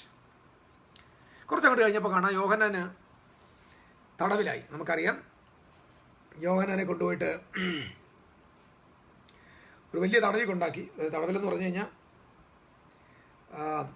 ആ സ്ഥലത്തിൻ്റെ പേര് മാച്ചറസ് എന്ന് പറയും. മാച്ചറസ്, ഇത് കേൾക്കുക, മാച്ചറസ് തടവറ. യോഹന്നാനെ കൊണ്ടിട്ട തടവറയുടെ പേരാണ് മാച്ചറസ്. അത് ഈ ചാവുകടലിന് അഭിമുഖമായിട്ട് പണിത ഒരു കട. അതായത് ഈ തടവറയിൽ നിന്ന് നമ്മൾ ഫ്രണ്ടിലോട്ട് നോക്കുമ്പോൾ കാണുന്നത് ഡെഡ് സിയ, ചാവുകടലിന് അഭിമുഖമായിട്ട് പണിത ഒരു തടവറയുടെ പേരാണ്. അത് ഹെരോദാണ്. ഹെരോദിൻ്റെ ഒരു ഫോർട്രസ് ഉണ്ട്, അതിനോടുള്ള ബന്ധത്തിലാണ് ഒരു തടവറയുണ്ട്. ആ തടവറയിലാണ് യോഹന്നാൻ, മാച്ചറസ് എന്ന് പറയും. മാച്ചറസ് തടവറയ്ക്കകത്ത് കിടക്കുക. അദ്ദേഹത്തിന് വലിയ സംശയം, ദൈവരാജ്യം വന്നിട്ട് ഞാൻ പിന്നെ എന്തിനാ അണ്ടർ ചെയിൻ? തൻ്റെ ശിഷ്യൻ യേശു ക്രിസ്തു, തൻ്റെ ശിഷ്യൻ ജോൺ ദ ബാപ്റ്റിസ്റ്റിൻ്റെ disciple, by baptism entered into the same school. യോഹന്നാൻ സ്നാപകന്റെ ശിഷ്യത്വത്തിൽ രാജ്യം പ്രസംഗിക്കാൻ. കാരണം ഇവർക്ക് ഈഗോ ഇല്ല. there is no ego in the kingdom of God, because the message and mission is same. Why should we ego? നമുക്ക് എന്തിന് ഈഗോയുടെ ആവശ്യം? നോക്കി, എൻ്റെ അടുക്ക വന്ന സാധനപ്പെട്ട ആളാണല്ലോ, ദൈവരാജ്യത്തിൻ്റെ ആളാണ്. He is the king. He is the one brought the kingdom of God. I believe the kingdom of God is there. Why I am in the chain? അദ്ദേഹം നാളെ വിളിച്ചു പറഞ്ഞു, പോയി ചോദിക്കും, വരാനുള്ളവൻ നീയാണോ അതോ വേറെ ഞങ്ങൾ കാത്തിരിക്കണോ എന്ന് പറഞ്ഞതിൻ്റെ അർത്ഥം, ജൂയിഷിനിടെ രണ്ട് കോൺസെപ്റ്റ് ഉണ്ടായിരുന്നത്. അതിനകത്ത് ഒന്ന് Jesus Ben Joseph and Jesus Ben, അല്ലാതെ മെസയ ബെൻ ജോസഫും മെസയ ബെൻ ഡേവിഡ് എന്ന് പറഞ്ഞ രണ്ട് ചിന്തയുണ്ട് അവർക്ക്. രണ്ട് മെസയ ഉണ്ടെന്ന്. ഒന്ന് സഫറിങ് സേവിയറും രണ്ട് രാജാവും. പക്ഷെ ഇത് രണ്ടും ഒരാളാണെന്ന് ഇവർക്ക് മനസ്സിലായിട്ടില്ല. സഹനം അനുഭവിക്കുന്ന, കഷ്ടം അനുഭവിക്കുന്ന മെസയ ബെൻ ജോസഫിന്റെ മകനായ മെസയ, ദാവീദിന്റെ മകനായ മെസയ ഉണ്ട്. ദാവീദിന്റെ മകനായ മെസയ രാജാവാണെന്ന്. പക്ഷേ യേശു ക്രിസ്തു രാജാവും അതേസമയം അവൻ സഫറിങ് സേവിയർ എന്നുള്ളത് ഒരു പേഴ്സൺ ആണെന്നുള്ളത് ഇവർക്ക് മനസ്സിലായിട്ടില്ല. അദ്ദേഹം ചോദിക്കുക, വരാനുള്ള ആൾ നീയാണോ അതോ വേറൊരാളെ കാത്തിരിക്കണോ എന്ന് ചോദിച്ചതിൻ്റെ അർത്ഥം ഇതാണ്, are you the messiah ben David or messiah ben Joseph? അതാണ് ചോദിച്ചത്. അപ്പം ജീസസ് ഒരു ആൻസർ കൊടുത്തില്ല. ജീസസ് കൊടുത്ത ആൻസർ, കർത്താവ് ആ സമയത്ത് ആ ശിഷ്യന്മാർ നോക്കി കുരുടൻ്റെ കണ്ണ് തുറന്നു, ഉടന്തനെ നടത്തി, മരിച്ചവർ ഉയർപ്പിച്ചു, രോഗികൾ സൗഖ്യമാക്കി. എന്നിട്ട് പറഞ്ഞു, നിങ്ങൾ കണ്ടതും കേട്ടതും യോഹന്നാനെ ചെന്ന് അറിയിപ്പിൻ എന്ന് പറഞ്ഞാൽ, കിങ്ഡം ഇവിടെ വർക്കൗട്ട് ചെയ്യുന്നുണ്ട്. കിങ്ഡം വന്നു കഴിഞ്ഞു. കിങ്ഡം വന്നു കഴിഞ്ഞതിൻ്റെ സൈനാണ് മിറക്കിൾസ്. കുരുടൻ്റെ കണ്ണ് തുറക്കുന്നു, ചെകിടൻ കേൾക്കുന്നു. അപ്പം നമ്മൾ we don't want to go after miracles, we don't want to preach miracles. Miracles ഒരു സർമൺ അല്ല. Miracle is the culture that the kingdom comes. ദൈവരാജ്യം വന്നു എന്നതിൻ്റെ തെളിവാണ് അത്ഭുതങ്ങൾ. യേശു കർത്താവ് രോഗിയെ സൗഖ്യമായിട്ട് പറഞ്ഞു, ഗോ ആൻഡ് ടെൽ ദം. നിങ്ങൾ കണ്ടതും കേട്ടതും യോഹന്നാനെ അറിയിപ്പിച്ചു. എനിക്ക് തോന്നുന്നു യോഹന്നാൻ്റെ ശിഷ്യന്മാർ വന്നിട്ട് പറഞ്ഞു, we saw the eyes were open, the blind were seeing, the ഊമൻ സംസാരിക്കുന്നു, മുടന്ന് നടക്കുന്നു, മരിച്ചവർ എഴുന്നേൽക്കുന്നു, രാജ്യം അവിടെ ഭയങ്കരമായിട്ട് വന്നുകൊണ്ടിരിക്കുക. Don't worry. നിങ്ങൾക്കറിയാമോ, അതിനുശേഷം ജീസസ് ലിഫ്റ്റഡ് ഹിസ് മാസ്റ്റർ. യേശു തൻ്റെ ഗുരുവിനെ ഉയർത്തുകയാണ്. കാരണം ഇത് കേട്ടപ്പോൾ ആളുടെ യോഹന്നാൻ ഒന്നും ഇല്ലെന്നേ, യോഹന്നാൻ വെറും ചീള്, യേശു ആ പവർഫുള്ള്. യോഹന്നാൻ നാണ്ടിപ്പോൾ മാനസാന്തരമൊക്കെ നഷ്ടപ്പെട്ടു, പുള്ളിയുടെ ഫെയ്ത്തൊക്കെ പോയി, പുള്ളി പിന്മാറ്റക്കാരനായെന്നൊക്കെ വിശ്വസിക്കാൻ സാധ്യതയുണ്ട്. കാരണം ചോദ്യം ചോദിച്ചങ്ങനെ. അപ്പം ജനങ്ങളുടെ ഇടയിലെ പുള്ളിയുടെ ക്രെഡിബിലിറ്റി, പുള്ളിയുടെ ആ ഒരു വാല്യൂ കുറയുന്നെന്ന് കണ്ടപ്പോൾ ക്രൈസ്റ്റ് എന്താണെന്നറിയുമോ? Christ lifted his master. ക്രിസ്തു അവൻ്റെ ഗുരുവിനെ, യോഹന്നാനെ ഉയർത്തി. ചോദിച്ചു, വരുവാ, നിങ്ങൾ എന്ത് കാണാം? മരുഭൂമിയിലേക്ക് പോയി കാറ്റിനാൽ ഉലയുന്ന ഓടയോ? കഥ ഞാൻ നേരത്തെ പറഞ്ഞിട്ടുണ്ട്. എന്ന് പറഞ്ഞാൽ ബെൻഡ് ചെയ്യുന്ന, വളഞ്ഞു കൊടുക്കുന്ന, കോംപ്രമൈസ് ചെയ്യുന്ന ഓട കാണാനാണോ നിങ്ങൾ മരുഭൂമിയിലേക്ക് പോയതല്ല, കോംപ്രമൈസ് ചെയ്യാത്ത ഓക്കുമരം കാണാനാണ് നിങ്ങൾ പോയെന്ന് പറഞ്ഞാൽ, എൻ്റെ ഗുരു, ദ വൺ ഹൂ, എൻ്റെ മുമ്പേ വന്ന ആള്, അദ്ദേഹം ഒരു കോംപ്രമൈസർ അല്ല. He will never compromise with the political pressure. ഹെരോദാവിൻ്റെയും ജനത്തിൻ്റെയും പ്രതിസന്ധിയുടെ മുമ്പിൽ കോംപ്രമൈസ് ചെയ്യുന്ന ആളല്ല യോഹന്നാൻ.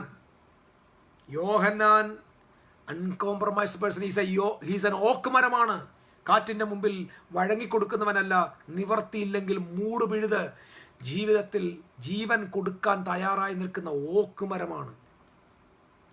കാരണം അന്ന് വരെ ആളുകൾ പഠിപ്പിച്ചിരിക്കുന്ന മിഡ്രാഷൊക്കെ പഠിപ്പിക്കുന്നത്, ജൂയിഷ് റബീസ് പഠിപ്പിക്കുന്നത്, we need to be compromise, നമ്മൾ ബെൻഡ് ചെയ്ത് കൊടുക്കണമെന്നാണ്, നമ്മൾ താഴ്മയോടെ വഴങ്ങി കൊടുക്കണമെന്നാണ്. പക്ഷേ ജീസസ് മാത്രം വന്നിട്ട് പറയാണ്, വഴങ്ങി കൊടുക്കണ്ട. ഞങ്ങളുടെ ഗുരു, അതായത് എൻ്റെ സ്കൂൾ ഓഫ് തോട്ട്സിൻ്റെ നേതാവായിരിക്കുന്ന യോഹന്നാൻ വഴങ്ങി കൊടുക്കുന്നവനല്ല, അവൻ വീണ് മരിക്കുന്നവനാണ്. Talking about the death of John. എന്നിട്ട് യോഹന്നാനെ കുറിച്ച് പറഞ്ഞത്, സ്ത്രീകൾ ജനിച്ചു യോഹന്നാനൊക്കെ വലിയ, നിങ്ങൾ ഒരു അദ്ദേഹത്തിൻ്റെ ഗുരുവിനെ ഉയർത്തുക. ഇതാണ് ദൈവരാജ്യത്തിൻ്റെ മനസ്സ് മാറുക എന്നുള്ളതിൻ്റെ അർത്ഥം. അതാണ്. യോഹന്നാൻ എവിടെ കിടക്കുന്നു, യേശു എവിടെ കിടക്കുന്നു? ഇപ്പോൾ യോഹന്നാനെ പുകഴ്ത്തുക.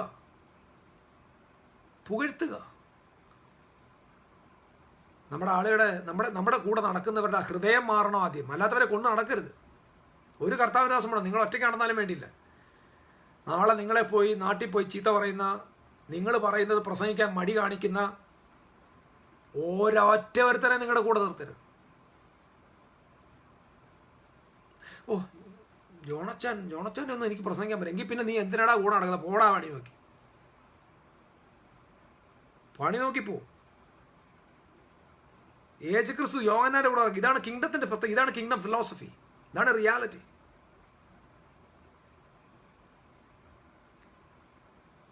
Somebody has to come. എനിക്കറിയാം, നല്ല ബോധ്യം എനിക്കുണ്ട്. വേൾഡ് വൈഡായിട്ട് ഈ മെസ്സേജ് ഫോളോ ചെയ്യുന്ന ഒത്തിരി പേരുണ്ട്. ലൈവിൽ അവർ കുറവാണ്. അതിനുശേഷം പല ആളുകളും എല്ലാ ദിവസവും നമ്മുടെ മെസ്സേജുകൾ കേട്ട് പഠിച്ച് അവരുടെ സ്കൂളുകളിൽ, അവരുടെ ക്ലാസ്സിൽ പഠിപ്പിക്കുന്നവരുണ്ട്. അവരുടെ സഭകളിൽ കൃത്യമായിട്ട് പഠിപ്പിക്കുന്ന ധാരാളം പേരുണ്ട്. I am very much happy. Jesus lift ചെയ്യുക. ജോൺ, സ്ത്രീകളിൽ നിന്ന് അവനേക്കാൾ വലിയവൻ ആരുമില്ല. എന്നിട്ട് എന്തൊക്കെ പറഞ്ഞു, അതാണ് പറഞ്ഞു. എന്നിട്ട് കർത്താവ് പറയാം, ഈ തലമുറയോട് എന്തിനോട് ഉപമിക്കേണ്ടു? അവർ തെരുവിലിരുന്ന് ഫ്ലൂട്ട് വായിക്കുന്ന, മലയാളത്തിൽ എഴുതിയേക്കുന്നത് തെരുവിൽ, വായിച്ചു മലയാളത്തിൽ മറന്നുപോയിരിക്കും, കുഴലൂതുന്ന ആളുകളോടൊക്കുന്നു, കുഴലൂത്തുകാരോടൊക്കുന്നു. കുഴലൂത്തുകാരോടൊക്കെന്ന് പറഞ്ഞു കഴിഞ്ഞാൽ, ഞങ്ങൾ നൃത്തം ചെയ്തു, ഞങ്ങൾ കുഴലൂതി, നിങ്ങൾ നൃത്തം ചെയ്യുന്നില്ല എന്ന് പറയുന്ന തലം. നിങ്ങൾക്കറിയാം അതിൻ്റെ അർത്ഥം എന്താണെന്ന്? അതിൻ്റെ അർത്ഥം എന്ന് പറഞ്ഞാൽ, ആക്ച്വലി ഈ ജൂയിഷ് റബീസിൻ്റെ ഇടയിൽ മിഡ്രാഷിൽ ഒരു ഫീബിളുണ്ട്, ഒരു കഥയുണ്ട്. ഒരു കഥ ഇങ്ങനെയാണ്. ഒരു കടലിൻ്റെ തീരത്ത് പോയിട്ടെന്ന് ഒരു ഫിഷർമാൻ ഇങ്ങനെ ഫ്ലൂട്ട് ഊതിയിട്ട് തന്നെ കടലിൽ കിടക്കുന്ന മീനോട് പറഞ്ഞ് നൃത്തം ചെയ്യാൻ, ഡാൻസ് ചെയ്യാൻ. അതായത് ഞാൻ ഈ മ്യൂസിക് തരുന്നതിനനുസരിച്ച് നീ ഡാൻസ് ചെയ്യാൻ പറയും. അപ്പം ഈ മത്സ്യങ്ങൾ എന്ത് ചെയ്തു? മത്സ്യങ്ങൾ ആരും മൈൻഡ് ചെയ്തില്ല. മത്സ്യങ്ങൾ മൈൻഡ് ചെയ്യാതെ ഇദ്ദേഹത്തിൻ്റെ ഫ്ലൂട്ട് വായനയൊന്നും വയ്ക്കാതെ അത് അതിൻ്റെ വഴിക്ക് പോയി.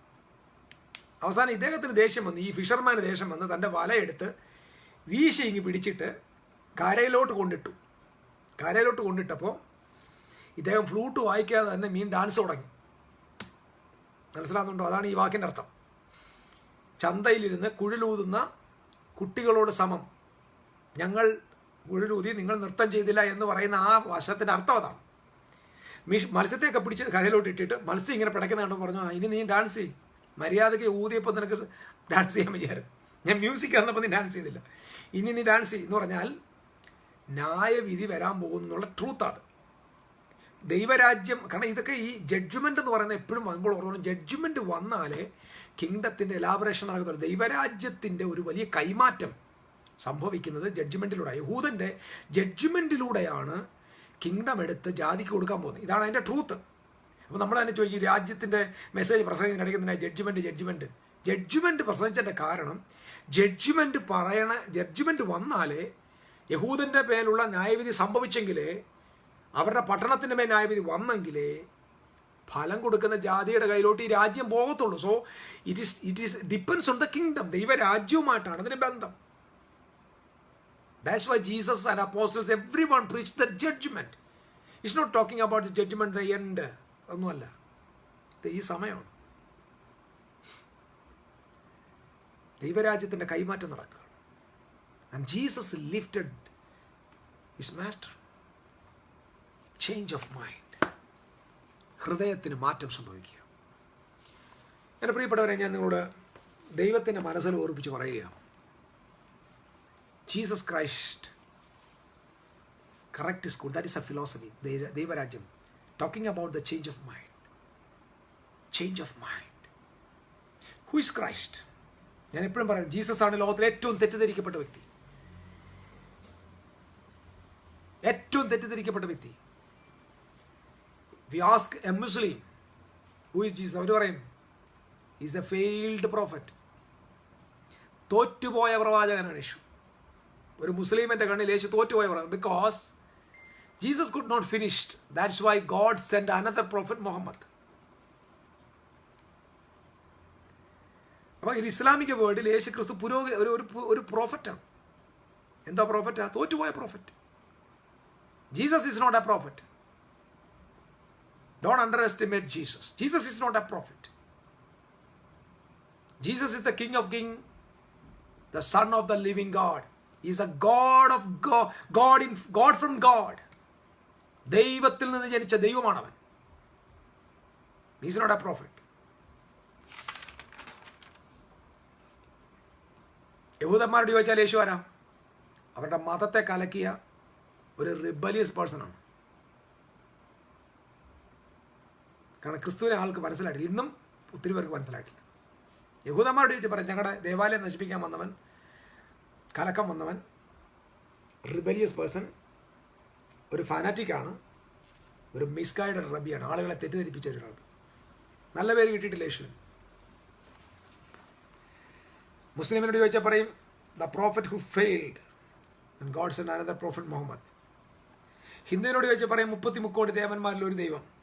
അവർക്ക് പ്രശ്നമൊന്നുമില്ല, ആ ഇഷ്ടത്തിൻ്റെ ദൈവം ഉള്ളതുകൊണ്ട് കൂട്ടത്തിൽ യേശുവിനെ കൂടെ ദൈവമാക്കി, നോ പ്രോബ്ലം. എത്തിസ്റ്റിനോട് ചോദിച്ചാൽ പറയാം ഒരു ഹിസ്റ്റോറിക്കൽ പേഴ്സൺ ആണെന്ന് പറയും. സയൻറ്റിസ്റ്റിനോട് ചോദിച്ചാൽ പറയും it's a subject of investigation. ക്രിസ്ത്യാനിയോട് ചോദിച്ചാൽ പറയും founder of Christian religion.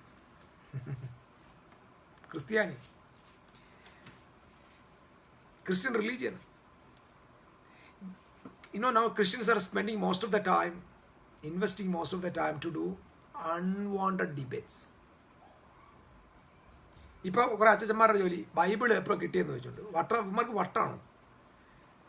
Bible എവിടുന്ന? ബൈബിൾ ആദിമ സഭയുടെ പ്രൊഡക്റ്റാണ്.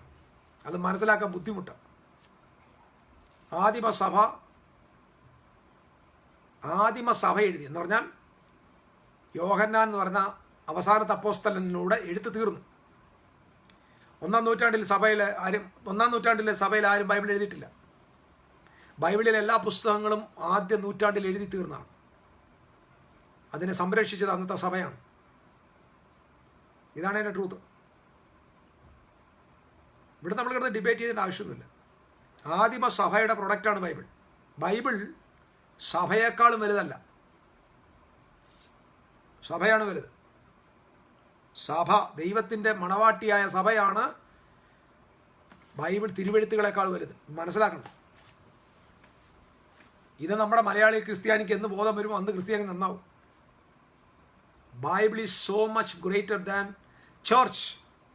യേശു ക്രിസ്തുവിൻ്റെ മിസ്സസ് ആണോ വലുത്? യേശു ക്രിസ്തുവിൻ്റെ മിസ്സസ് എഴുതിയ പുസ്തകമാണോ വലുത്? നിങ്ങൾ പറ. നിങ്ങളുടെ ഭാര്യ ഒരു പുസ്തകം എഴുതി, നിങ്ങൾ പറഞ്ഞു കൊടുത്തങ്ങ് എഴുതിയതാ. നിങ്ങളുടെ ഭാര്യയാണോ വലുത്? നിങ്ങൾ പറഞ്ഞു കൊടുത്ത് എഴുതിയ പുസ്തകമാണോ വലുത്? മനസ്സിലാക്കുക. ബൈബിളിനെ ഞാൻ ചെറുതാക്കല്ല. ബൈബിള് ഇന്ന് ഒരുപാട് പേരുടെ master. Bible is not the master of the church.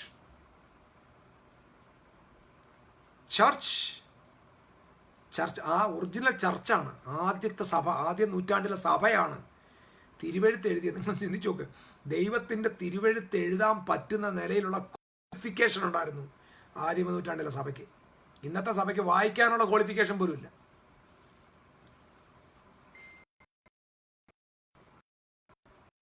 I believe in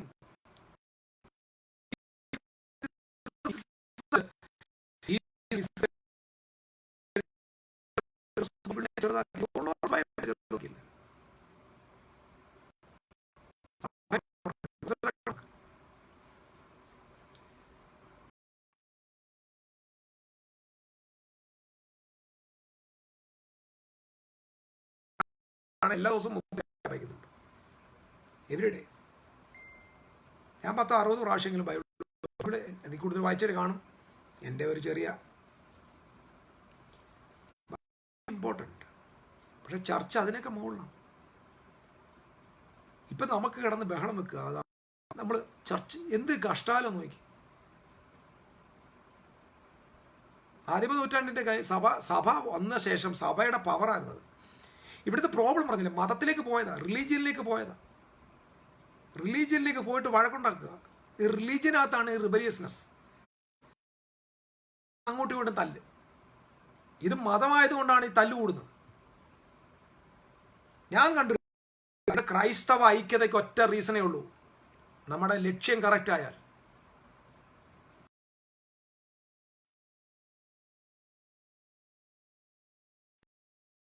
You are trained. What happened?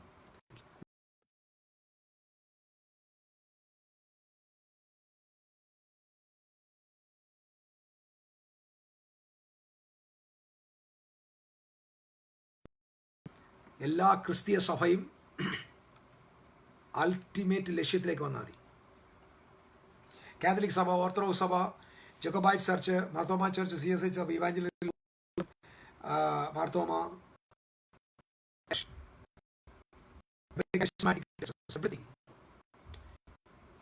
They need to come to the original motivation, original mission.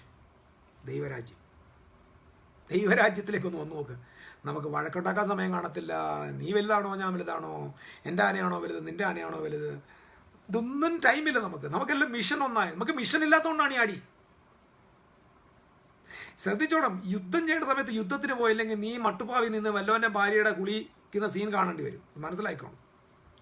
Mission ചെയ്യാത്തവൻ മിഷന് പോകാത്തത് കൊണ്ടാണ് 51-ാം സങ്കീർത്തനങ്ങൾ രചിക്കേണ്ടി വരുന്നത്. തെറ്റും തോൽവിയും വരുന്നത് ദൈവരാജ്യത്തിൻ്റെ സഭ ഒറിജിനിൽ നിന്ന് പോയി വഴിമാറിപ്പോകുന്നുണ്ട്. സോ അതുകൊണ്ട് എനിക്ക് ആവശ്യമുണ്ട്. I love every one. എൻ്റെ സ്റ്റാൻഡ് അതാണ്. I M standing four in between. Because I have A vision. പണ്ട് മാർട്ടിൻ ലൂതർ പറഞ്ഞു, ഐ ഹാവ് എ ഡ്രീം. ഞാൻ ഒന്നുകൂടെ പറയാം. The church is so authentic than the written scripture. കാരണം സഭയ്ക്ക് authenticity ഉള്ളതുകൊണ്ടാണ് ബൈബിൾ ഓതൻറ്റിക് ആയത്. ബൈബിൾ എഴുതിയത് ആ കാലഘട്ടത്തിലെ സഭയെ കൊണ്ടാണ്, ആ സഭയിലെ അംഗങ്ങളാണ്, എക്ലീഷ്യയിലെ മെമ്പേഴ്സാണ് എഴുതിയത്. Thank you, Lord Jesus. So that's why I try. യേശുവിൻ്റെ നാമം വിളിക്കുന്ന എല്ലാ ചർച്ചിനെയും റെസ്പെക്ട്. ഞാൻ പറഞ്ഞു വന്ന് ശ്രദ്ധിക്കുക, നമ്മുടെ ഒറിജിനൽ മാൻഡേറ്റിലേക്ക്, ഒറിജിനൽ റിയാലിറ്റിയിലേക്ക് നാം മുമ്പോട്ട് പോയേ പറ്റത്തുള്ളൂ. നമുക്ക് അങ്ങോട്ടും ഇങ്ങോട്ടും യുദ്ധം ചെയ്യാൻ സമയമില്ല. എന്തിനാ? ആരെ പ്രസാദിപ്പിക്കാൻ വേണ്ടിയാണ്? നമ്മൾ അങ്ങോട്ടും ഇങ്ങോട്ടും ഞാൻ ചോദിക്കാം, പട്ടാളക്കാർ അങ്ങോട്ടും ഇങ്ങോട്ടും യുദ്ധം ചെയ്തുകൊണ്ടിരുന്നാൽ ഹൗ ക്യാൻ ഇറ്റ് പോസിബിൾ? എങ്ങനെ ഇവർക്ക് രാജ്യത്തെ സംരക്ഷിക്കാൻ പറ്റും?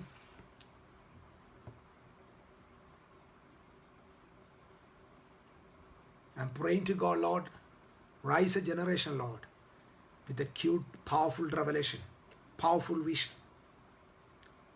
എഴുന്നേൽപ്പിക്കണമേ കർത്താവേ. ദൈവം നിങ്ങളെല്ലാവരെയും അനുഗ്രഹിക്കട്ടെ.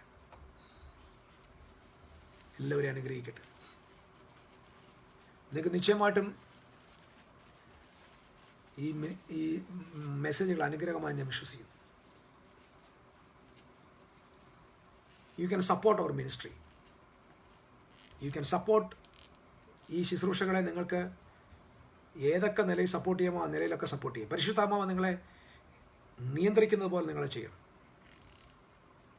U can support by many means. പല നിലയിൽ നിങ്ങൾക്ക് സപ്പോർട്ട് ചെയ്യാൻ പറ്റും. You can share this message to others. You can financially support ചെയ്യാൻ പറ്റും.